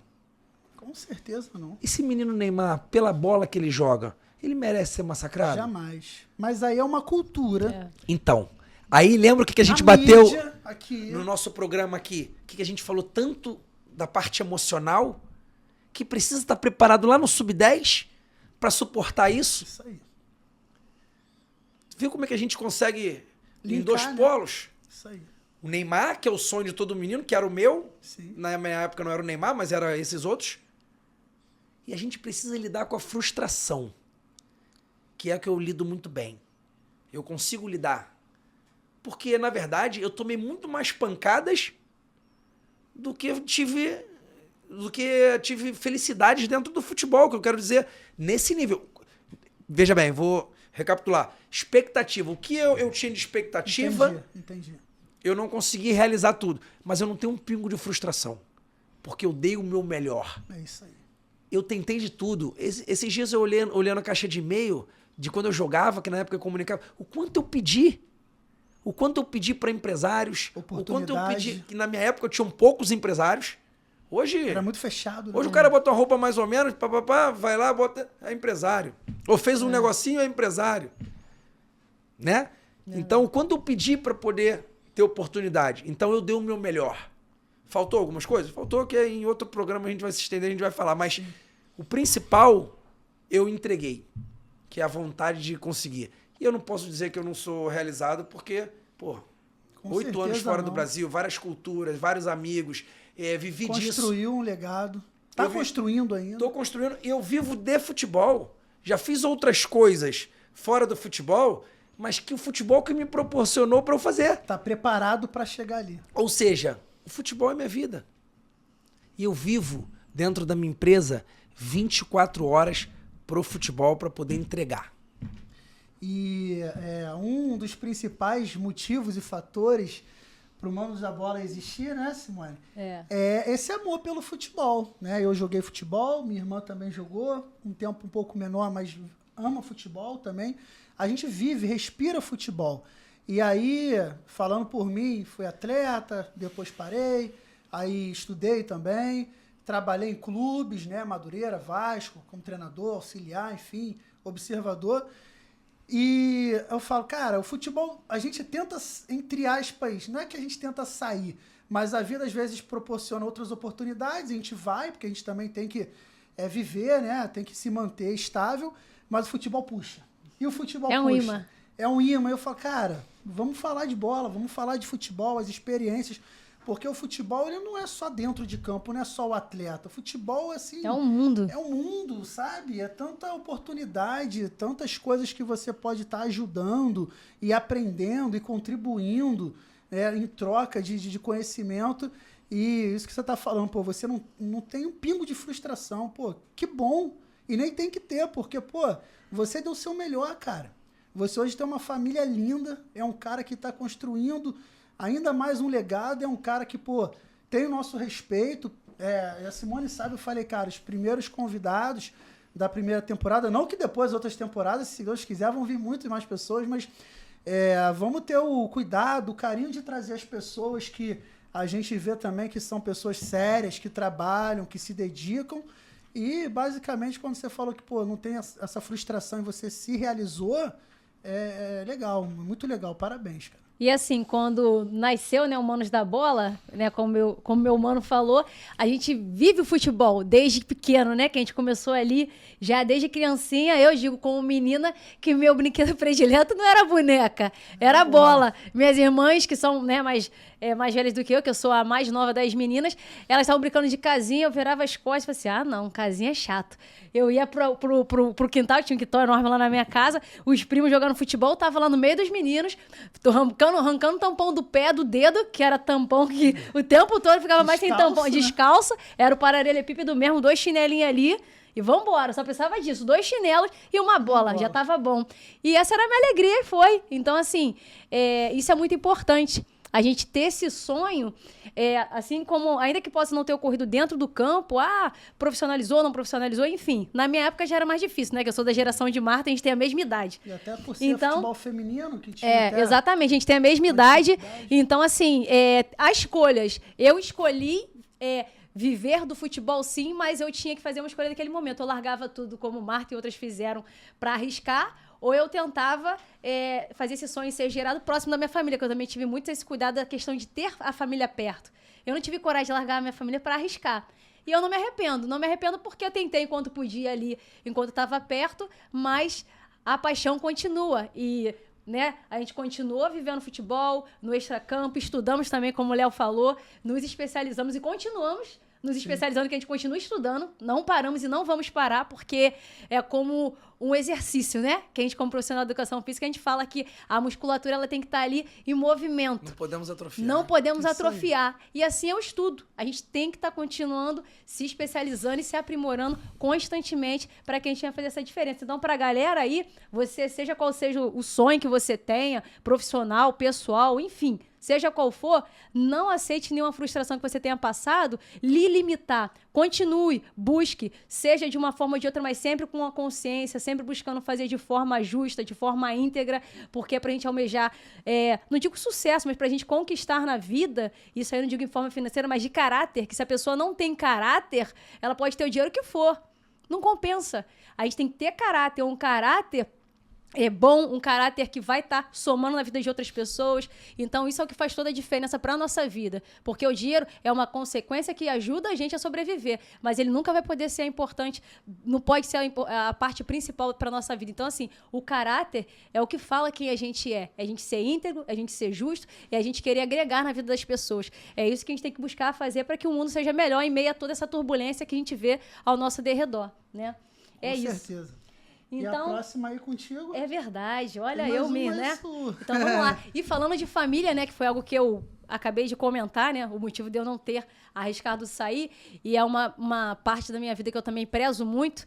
E a gente também queria ver com o Léo, o que o Léo vê de importância do que a base familiar te proporcionou para que você construísse essa carreira, essa trajetória brilhante que você hoje, né, conquistou. Não digo só em trajetória profissional, mas como todo, na formação do teu caráter. Qual a importância da sua família quanto a isso? Pô, tocou no principal, né?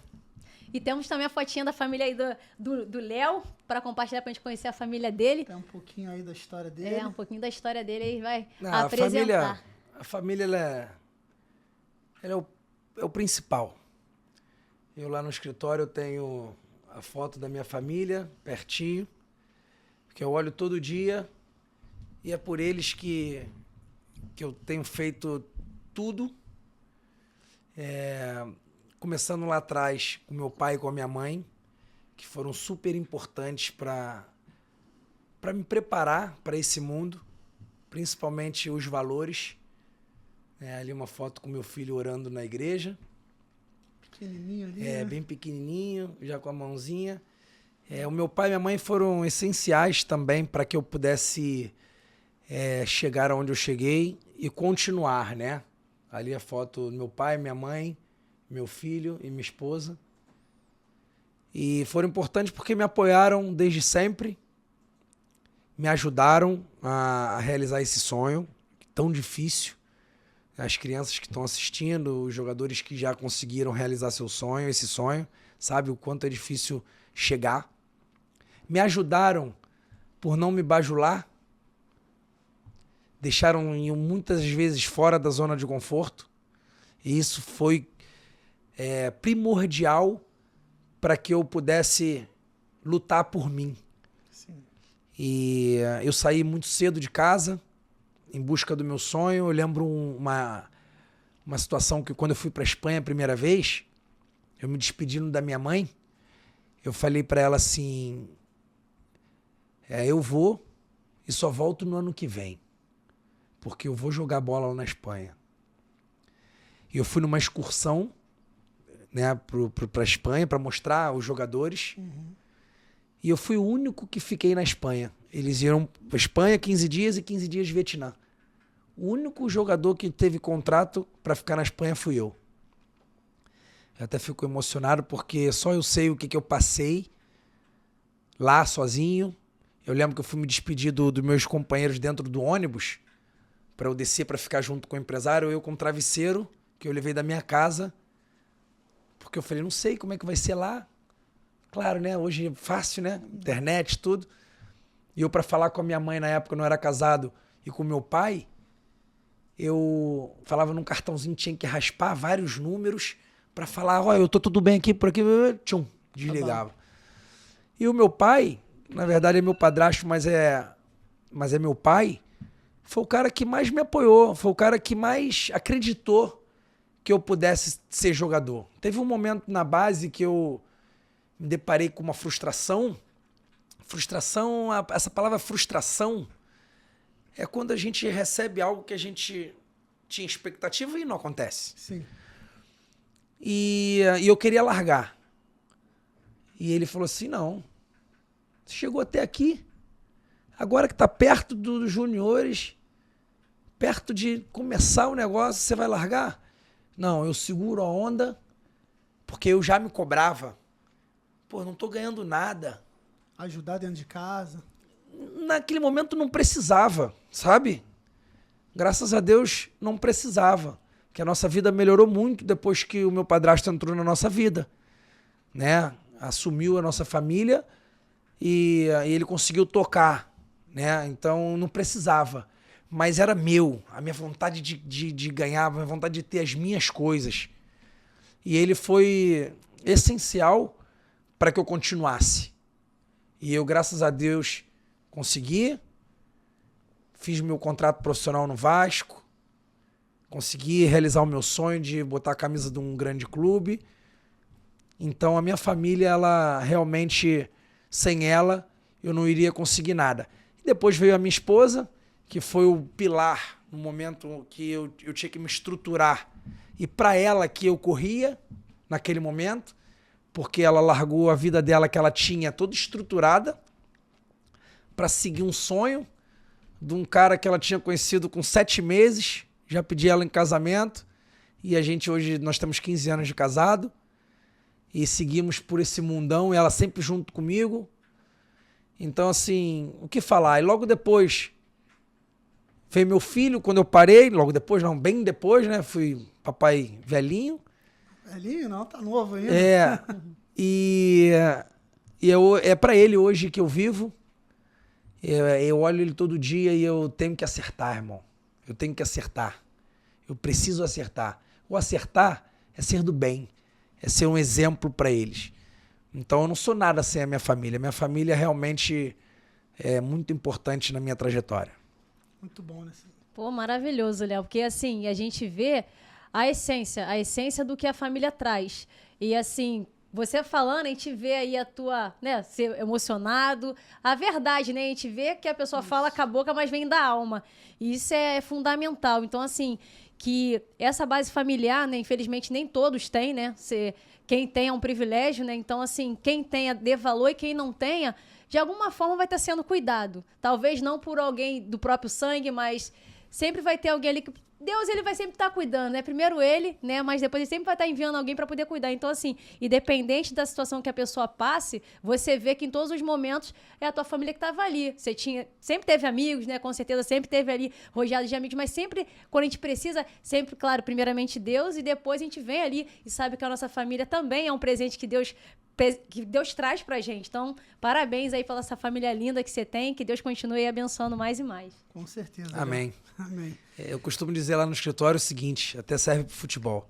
A palavra de Deus diz o seguinte, acho que é Mateus 16:33. Buscai primeiro o reino de Deus e a sua justiça, e as demais coisas vos serão acrescentadas. Se eu tiver errado o versículo, levo em consideração, mas o importante é isso. Sim. Buscai primeiro a Deus, que as demais coisas vos serão acrescentadas. Eu costumo dizer para os meninos o seguinte, primeiro joga, primeiro faz. Pode ter certeza que depois que vocês fizerem, vocês vão ser recompensados. Então nós temos que botar primeiro Deus na frente. E quando a gente fala de base familiar, o pai com certeza quer o melhor para o filho, e quando ele quer o melhor para o filho, ele vai orientar o filho a fazer as coisas certas. Estudar, ser educado, ser gentil, respeito, humildade. E quando esses valores eles se juntam e ele tem um talento, já que a gente está falando tanto de futebol, a tendência dá certo. Eu não botei o talento na frente de todas essas coisas, né? Então, se ele juntar tudo isso primeiro com o talento, porque a parte emocional é tudo isso que eu falei antes, a tendência dá certo e vai dar certo. Então é um recado que a gente tem para os pais, para os agentes. O mercado ele é bom, financeiramente é lucrativo, sim, mas estamos falando de ser humano. Quando a gente fala de ser humano, a gente tem que ter muito cuidado, porque o ser humano é movido a emoções também. Então esses valores eles têm que estar em primeiro lugar. E eu tenho certeza absoluta que o papel da gente ele é essencial na carreira desses meninos. Porque o que você falou, Simone? Às vezes eles não têm o pai. Às vezes ele não tem a mãe. Não tem um irmão. Tem muitas famílias acabando. inclusive dessa nova geração, que o casamento hoje não tem tanto valor. Então tá acabando. E aí se não tem um empresário, um agente, um professor, que sempre foi referência pra gente, sim, e que nós somos isso, sim, o que vai acontecer? Aí vão se tornar, às vezes, referências, prato cheio pra imprensa vir e bater, prato cheio pra falar que não tem caráter. Mas a gente tá preocupado com dinheiro e não com valor. Eu lembro uma pessoa muito importante da minha trajetória, que foi o Fred, por pouco tempo, Fred Cascardo. Trabalhou lá no Vasco. Trabalhou lá no Vasco. Sabe o que ele falou pra mim? Léo, ser bom dá trabalho. Isso aí. Nunca vou me esquecer isso. Fred, um beijo pra você. Nunca. Ser bom dá trabalho. E criar dá trabalho, não dá, Felipe? Como é que dá pra... Pô, nem fala. Então, a gente tem que sair da nossa zona de conforto. É o cansaço do trabalho, tem que dar atenção, tem que brincar, tem que se virar no travar. Isso aí. Ou vai deixar à vontade? Não dá pra largar. E o que está acontecendo hoje é isso na base. Estão largando. Né? Estão mais preocupados com o que ele vai render do que propriamente... Quem ele vai se tornar. Quem ele vai se tornar, quem ele vai se formar. E aí, mais uma situação dos empresários. O empresário paga. Aquele que entra por dinheiro, ele sai por dinheiro. E aí lá na frente, quando um jogador que aconteceu saiu de um empresário e entrou para o outro, sabe por quê? Porque ele não quis criar um vínculo humano com aquele atleta. Eu tenho alguns bons atletas dentro da minha empresa que eu sou muito perto dos pais. Porque muitos dos pais também cobram isso, mas a gente precisa que eles também confiem no nosso trabalho e, consequentemente, eu vou confiar no trabalho deles. E eu preciso passar para eles que eles não vão ser jogadores de futebol porque ele está com o empresário A ou B ou C. Já pensou se fosse assim? Aí o empresário do Neymar não ia existir mais jogador, não é nem empresário, porque todo mundo ia ser jogador daquele cara. E tá muito difícil de botar isso na cabeça dos pais. Muito difícil. Não é pelo empresário, papai. É por um conjunto de coisas. O empresário é apenas um meio que vai ajudar. Em algumas situações, eu não tenho problema nenhum com parceria porque eu dependo delas. Todo dia eu falo com algum empresário. Mas a parceria é boa quando ela é boa para quem? Para os dois. Para os dois. Aí o cara vem, eu tenho trabalho, saio da minha casa, vou assistir o jogo às vezes 2, 3 por dia ou 4, porque eu posso pegar 2 categorias de manhã e 2 à tarde, para dar atenção, ali, porque eu preciso estar presente, eu preciso olhar o meu jogador, como ele está indo, ele é um ativo dentro da minha empresa. Se ele está se comportando bem, se ele está lidando bem com a frustração, que aí ele não lida bem com a frustração, será que ele vai acontecer? Mas para eu saber, eu tenho que estar onde? Tem que estar acompanhando. Aí eu estou lá acompanhando, aí o empresário escutou falar que o meu jogador é bom, porque é muito comum, ele não sabe que perna que ele chuta, aí ele vai lá, vai no pai, oferece e o pai sai. Mas dentro da LM10, até um recadinho para os pais, fica quem quer. É o lema desde o início, Felipe, desde o início. Fica quem quer. Não quer, até você aí, papai, que não esteja satisfeito e quiser ir, pode ir. Ele tem que estar comigo não pelo que eu tenho, e sim pelo que eu sou. Pelo que eu tenho para proporcionar para o filho dele para ajudar a realizar esse sonho. Porque a história eu contei pra caramba, né? Para poder chegar e realizei meu sonho. Sim. Se confiar, se acreditar, vai acontecer. Ah, Léo, então você não faz parceria? Claro que eu faço. Sabe como? Eu tenho um jogador na minha empresa que eu estou tendo todo esse cuidado, certo? E tem um empresário X, que vai ser até ruim ou triste eu não citar os nomes, porque tem muitos bons por aí. Ele tem o Barcelona, que ele criou essa relação com o Barcelona. O Barcelona quer o meu jogador por ele, vem e traz o negócio. Ele ganha, eu ganho e tá tudo bem. Qual é o problema disso? Nenhum. Agora, ele pegar o meu e me tirar do negócio, primeiro que o erro é do pai que aceitou. Primeiro ponto. Quebrou é o pai que aceitou. Quebrou o vínculo. Exatamente. E hoje, quem sai da minha empresa, principalmente, é o menino que não tem voz ainda. Porque a forma como eu tenho gerido a empresa, a forma que eu me relaciono com os garotos, eu duvido, Simone, duvido, Felipe, que a criança quis sair. porque não está satisfeito com as coisas que eu proporciono para eles. É o pai. Mas eu não posso me responsabilizar pelo caráter do outro, né? Acaba que você tem suas limitações também, né, Léo? Não tem jeito. Não é mole, né? Verdade. É uma luta, é uma luta. Você conseguir trabalhar, gerir, equilibrar todo esse contexto de pais que tiveram e têm vivências e culturas e criações distintas e automaticamente estão passando o que eles receberam ao longo dos anos para os seus filhos. Uns vão ter caráter, uns vão respeitar, uns vão levar a sério, outros não. E aí você, como agente, que se preocupa também, obviamente, com o atleta, com a parte humana, saber equilibrar assim, cara, esse pai não tá cumprindo o que a gente combinou. Pô, mas eu me preocupo tanto com o atleta, cara. Eu não queria perder esse atleta, mas, como você bem falou agora, você também não tem poder de controlar o que o pai faz. Você não manda, ele não é um robô. Mas você, cara, e agora? Perco o atleta, converso com o pai, mas o pai tá dando já um trabalho, já não tá respeitando.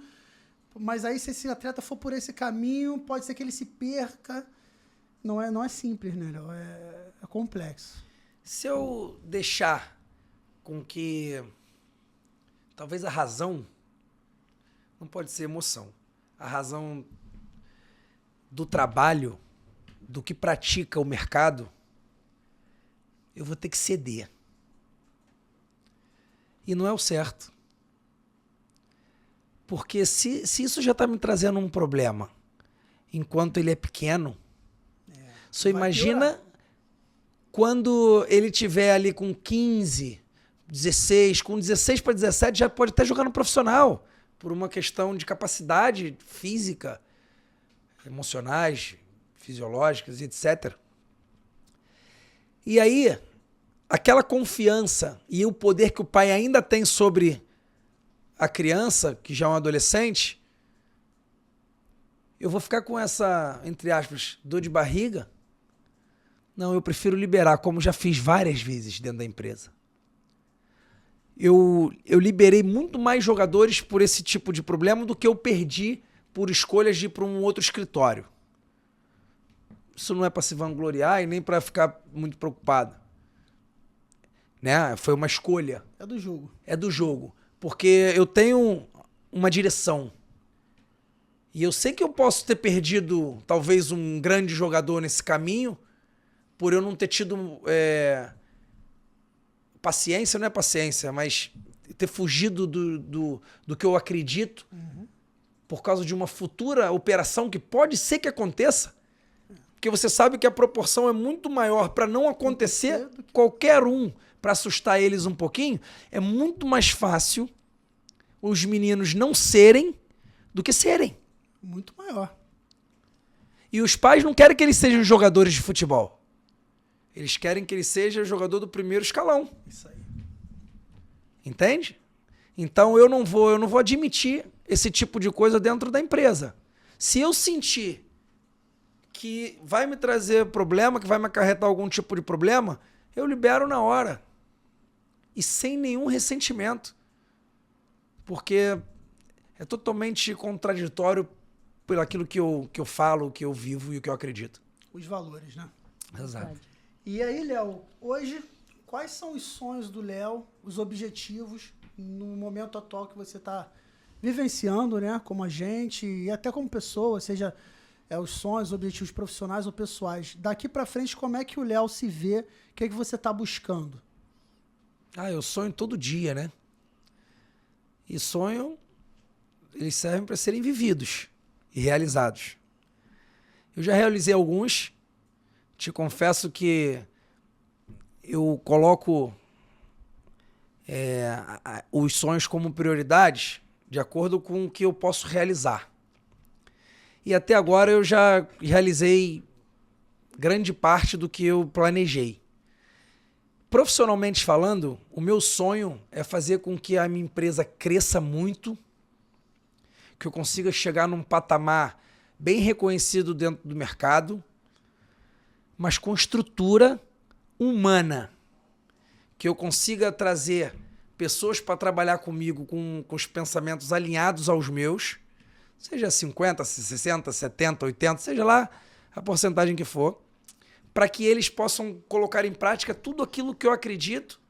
Então, consequentemente, entra o nosso lado de professor, de ter que ensiná-los, treiná-los a deixar um legado dentro dessa profissão, onde o foco principal não é com o ser humano, e sim com o dinheiro que eles vão ganhar por causa do ser humano. Se entendermos que se a gente cuidar, a gente pode ganhar muito mais, esse é o legado que eu tenho para deixar e quero deixar. Hoje o meu filhinho fala que ele quer ser dentista igual a mãe e empresário igual o pai. Quer ser os dois. E que ele seja do bem. E se tratando para o sonho pessoal, é que eu faça de tudo pela minha família, pelo meu filho, principalmente, que eu consiga passar para ele os melhores valores possíveis, que seja um menino temente a Deus, que seja do bem e que tenha muitos anos de vida. Saúde. Que eu possa, muita saúde, que eu possa estar acompanhando ele em todos os ciclos da vida dele, que eu possa estar de perto, vendo o crescimento dele, sem atrapalhar, que eu possa dar uma condição dele crescer e eu possa dar, principalmente, para ele a varinha para ele pescar. É isso aí. Eu tenho certeza que eu vou, se Deus quiser, muita fé em Deus, em nome de Jesus, eu vou conseguir financeiramente dar toda a estrutura para ele, mas ele vai ter a vara. Isso aí. Porque esse é o meu maior sonho como ser humano. Tanto na vida pessoal quanto na vida profissional. Ser na parte profissional para os atletas o que eu gostaria que tivessem sido para mim. E que eles possam realmente, depois que parar, falar assim, caramba, eu tive um cara do caramba, que é o Léo Miranda. Esse cara que eu quero caminhar. Pegando o gancho disso, hoje eu recebi uma mensagem no Facebook de um jogador que jogou comigo lá no Vasco, né, o Laricha. Ele botou assim, uma foto, ele comentou um story, eu assistindo o judô do meu filho de manhã. Aí ele falou assim, eu admiro muito o pai de família que você se tornou e eu quero ser assim pro meu filho.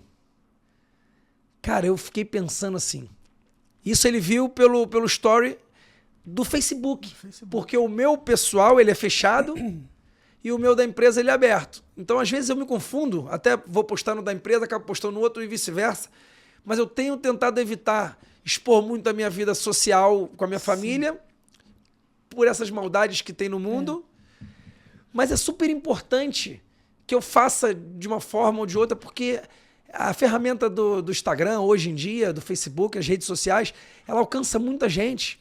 Seja para coisas boas, quanto para coisas ruins. Tem tantos exemplos ruins, por que não ser exemplos bons também? Exemplos bons. E aí, quando eu me deparo com uma mensagem dessa, eu fiz uma questão de fazer um print, e sem demagogia nenhuma, você me conhece.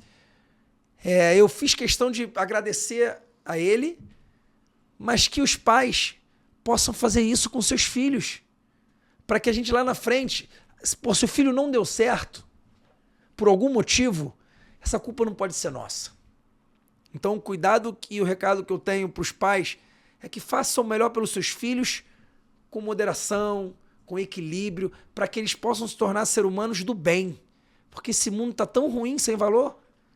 Então, minha maior oração que eu faço todos os dias é que eu continue sendo do bem para o meu filho, para minha família e que possa ser melhor para os meus. Maravilha. Né? Muito bacana. É a essência, né? A essência que a gente tem ser humano não tem valor. Esse é o maior valor que o ser humano tem. A essência, a integridade, ter a empatia com o ser humano, sempre olhar o que o outro tem de positivo. Porque às vezes você olha para aquela pessoa, é muito mais fácil a pessoa julgar do que avaliar, poxa, o que está levando essa pessoa a tomar essa atitude?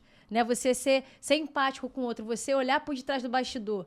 Então, essa visão mais humanizada e de empatia que a gente tem que ter, porque se a gente buscar viver isso na prática, o mundo não estaria como está hoje, né? Então, assim, a gente pode não mudar o mundo, mas a gente pode fazer daquele ambiente onde a gente pisa a planta do nosso pé, ser formador de pessoas e também transformar a vida através da nossa. A gente não vai mudar o mundo, que infelizmente não depende da gente somente.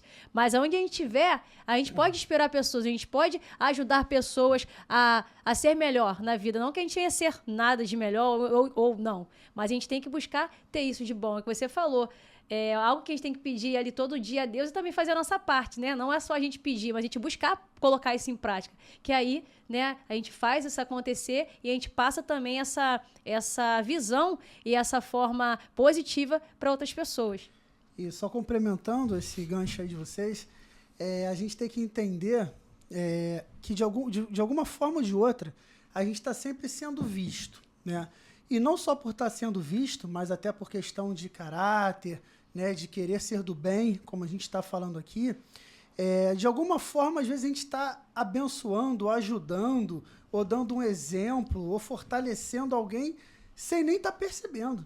Às vezes você tem uma ação ali que você nem percebeu, falou com alguém, cumprimentou alguém, ou falou alguma frase, postou alguma coisa, e está abençoando aquela pessoa. Você está ajudando alguém que às vezes você nem conhece. Então, assim, a gente tem que estar atento às nossas ações, aos nossos pensamentos. Lá no início do programa a gente falou muito sobre a parte mental, e aí eu já nem falo só na questão do atleta, do alto rendimento, seja qualquer que seja a modalidade, mas como ser humano.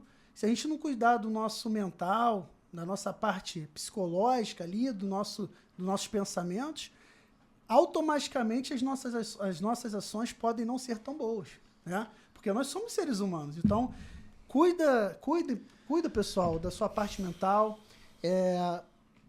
Fique mais próximo da sua família ou das pessoas que você tem ali mais confiança no seu dia a dia, porque se a gente não tomar também as nossas ações, não buscarmos sermos exemplos, a gente, como eles falaram, a gente não vai mudar o mundo, mas a gente está, de alguma forma, ajudando alguma pessoa, alguma alma. Né? Então, se a gente entender o real sentido que o ser humano está nessa vida, é para acrescentar para o outro, é para melhorar. Eu costumo dizer o seguinte, que o certo não vai ser o errado e o errado nunca vai ser o certo. Entende? Eu tenho um atleta dentro da empresa que eu já queria ter trabalhado com ele há um tempo. Ele tinha uma pessoa, eu tentei uma parceria de alguma forma. E esse atleta de um potencial muito grande, mas ele se cobra demais. Por questões familiares, por ele querer entregar demais. Eu me vejo nele um pouquinho, na parte da ansiedade, na época que eu era atleta. Aí vai de encontro com tudo aquilo que a gente falou. Eu ter vivido a situação e eu consegui hoje ter a maturidade e capacidade de fazer, cara, eu vivi essa situação, então eu preciso, ao invés de eu pegar isso como bengala e falar, eu vivi isso, ele vai passar. Não, eu pego isso como um exemplo e tento ajudá-lo se ele quiser ser ajudado. E esse menino quis. Ele teve alguns problemas na carreira de tomada de decisão dele, principalmente. Ele sabe disso, né? Que ele errou pra caramba. Mas quando ele veio trabalhar comigo, ele viu tanta verdade e eu não tive... Claro que a gente tem a didática de saber passar, sabe o momento de apertar, o momento de fazer carinho, mas ele entendeu que tinha verdade. Eu falei, você quer ser ajudado? Vamos juntos. Por quê? Você passa bem? Passo. Você marca? Marco. Você tem velocidade? Sim. Você tem um porte físico bom? Sim. Finaliza bem? Com as duas pernas? Sim. Cara, você tem todas as condições de decolar. Mas se sua cabeça não estiver boa, se as tomadas de decisões suas forem ruins fora do campo, não tem jeito. Não, eu quero melhorar. Ele entrou dentro da parceria ao ser dispensado de um clube do Rio. Na mesma hora, eu coloquei ele, assim que o rapaz que cuidava dele me ligou, eu coloquei ele, graças a Deus, num outro clube do Rio para ele jogar. Ele jogou 6 meses, teve um probleminha de lesão, mas ele entregava. O primeiro treino dele, eu emprestei a minha chuteira, que eu tenho lá no escritório, para ele correr e fazer uns treinos em volta do campo no primeiro dia, porque ele não tinha uma chuteira. Olha isso.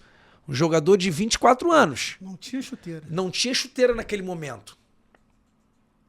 E aí eu peguei a minha chuteira, emprestei pra ele, passou aquela qualidade, né? Pra ele, né? Já abençoei, já encaixou, já foi, né, pra ele. A magia. E aí ele treinou, então foi um gesto de carinho, de parceria, que ali já estava se formando. Ele abriu com o cara e veio trabalhar comigo. Renovei o contrato dele, ele continuou, começou o Campeonato Carioca, não foi tão bem, consegui colocar ele em São Paulo para jogar a 2 em São Paulo, que é muito forte, você sabe. Sim. Ele voou.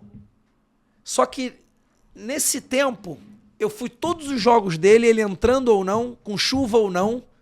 Ele falou que viu verdade quando eles foram campeão da Copa Rio. Quando eu levei meu filho, ele abraçou meu filho na chuva, dentro do campo. Ele falou, esse cara tá comigo. Porque eu acreditava, porque eu conheço o jogador. Eu sei da capacidade que o cara tem. E aí, conclusão. Ele saiu dali de São Paulo, foi pra Série C do Campeonato Brasileiro, e hoje eu já tô entregando, ele tá na primeira divisão do Chipre. Ou seja, ele em 1 ano e pouquinho junto comigo, ele saiu de uma Série D para uma primeira divisão na Europa. Só que esse trabalho, só eu e ele, a gente sabe como foi mentalmente, eu controlando a ansiedade, ao ponto dele chegar para mim e falar, pô, tu me botou numa situação muito boa, seja financeiramente ou de profissional. E ele falar um dia para mim, eu quero ir embora. E eu pegar ele, naquele momento eu assumir com calma, e depois eu pegar e dar uma martelada e botar ele no lugar dele. Só que naquele momento que ele tá triste, que ele quer ir embora, que ele quer largar, eu não posso martelar ele. Eu tenho que sentir, eu tenho que conhecer a dor dele. E eu consegui detectar quais são as dores dele.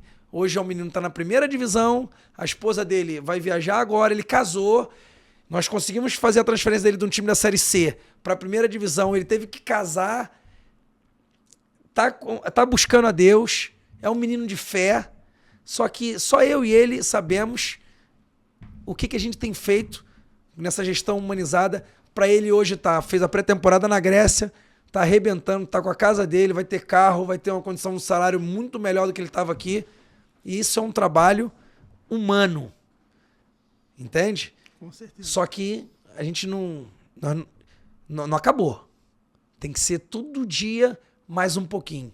Porque é ser humano. Né? E eu tenho certeza que esse menino vai decolar. Com certeza. Tá no caminho. Tá. Se encontrou. Exatamente. E aqui, né, chegando nos momentos finais, também algo muito importante que você já tocou um pouquinho no assunto e agora vai ser para complementar. Quais momentos, né, que você já passou de maiores alegrias e decepções dentro do futebol? Assim, pontuais. Um exemplo. Um exemplo de cada. Eu vou dar um exemplo de alegria quando eu fiz o meu primeiro contrato profissional com o Vasco. Foi uma realização de um sonho, porque eu sonhava em um dia me tornar jogador de futebol profissional. Vou falar alguns, porque foram vários, mas vou ser breve. Sim. O primeiro gol que eu fiz na Europa foi um momento de muita alegria. A primeira transferência internacional que eu fiz também foi de muita alegria. E sem demagogia nenhuma, a transferência que eu consegui fazer de uma operação financeira também me deu uma alegria. Não pelo valor do dinheiro, né? Que em dólar hoje fica mais fácil, mas sim pela operação. Deu tão rápido, consegui fazer uma operação daquele tamanho sozinho. Né? Claro, com a ajuda de Deus, teve pessoas envolvidas no negócio, mas eu viajei, apresentei o jogador, fiz todo o trâmite que tinha que fazer, acompanhei o hospital, o exame, vivi aquela ansiedade de saber que o exame está tudo bem, que está tudo certo, e no final, financeiramente, ter sido bom para o trabalho, para minha família. E isso foram momentos de alegria que eu não posso citar, porque eu poderia ser demagogo de falar só de gol, de título, disso, daquilo, mas a parte financeira, que é o que toca os negócios, ela precisa ser falada. E a gente precisa ter cuidado com isso. Né? E de tristeza, foram muitas também, de decepções, de promessas de ir para um clube, mas eu lembro uma que depois que eu voltei do mundo árabe, eu tive uma promessa de assinar com um time que na altura estava estava subindo para a primeira divisão da França, onde um empresário me levou para sentar com o presidente do clube aqui no Rio, no restaurante em Botafogo.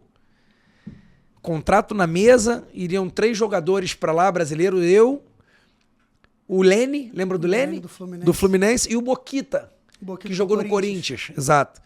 Nós 3 seríamos o início do projeto. Ele estava comprando o clube, eu vi toda a estrutura, ele assinando o contrato na mesa pra gente, só que faltavam algumas situações burocráticas para que aquilo... Ele já tinha cortado aquelas fitas, dizendo que comprou e tudo.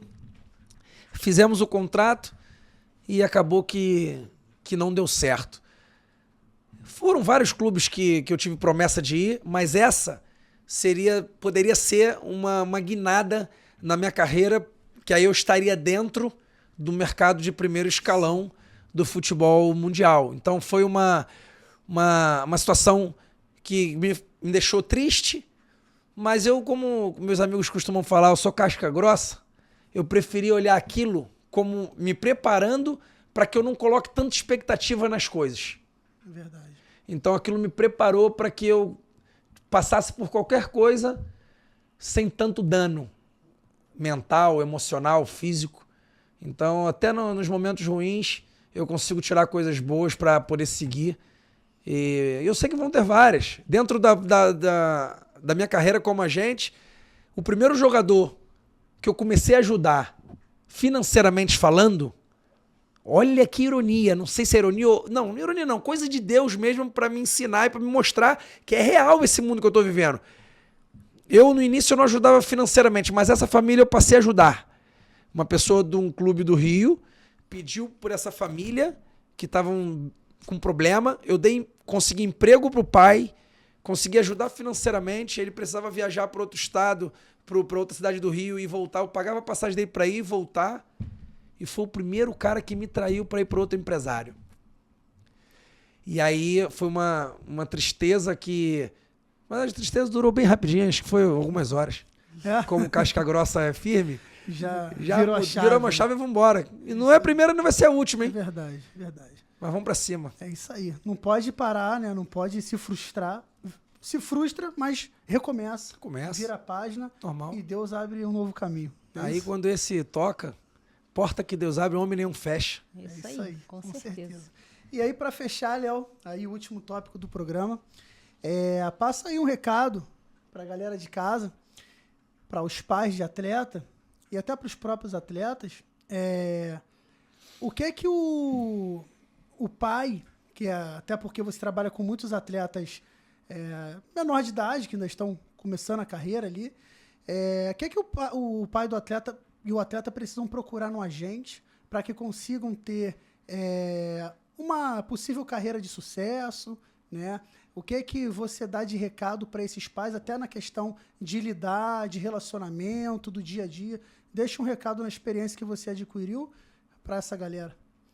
O recado que eu tenho para os pais é que tenham paciência com o processo e procurem entender qual é o caminho que eles têm para poder percorrer para que a carreira aconteça.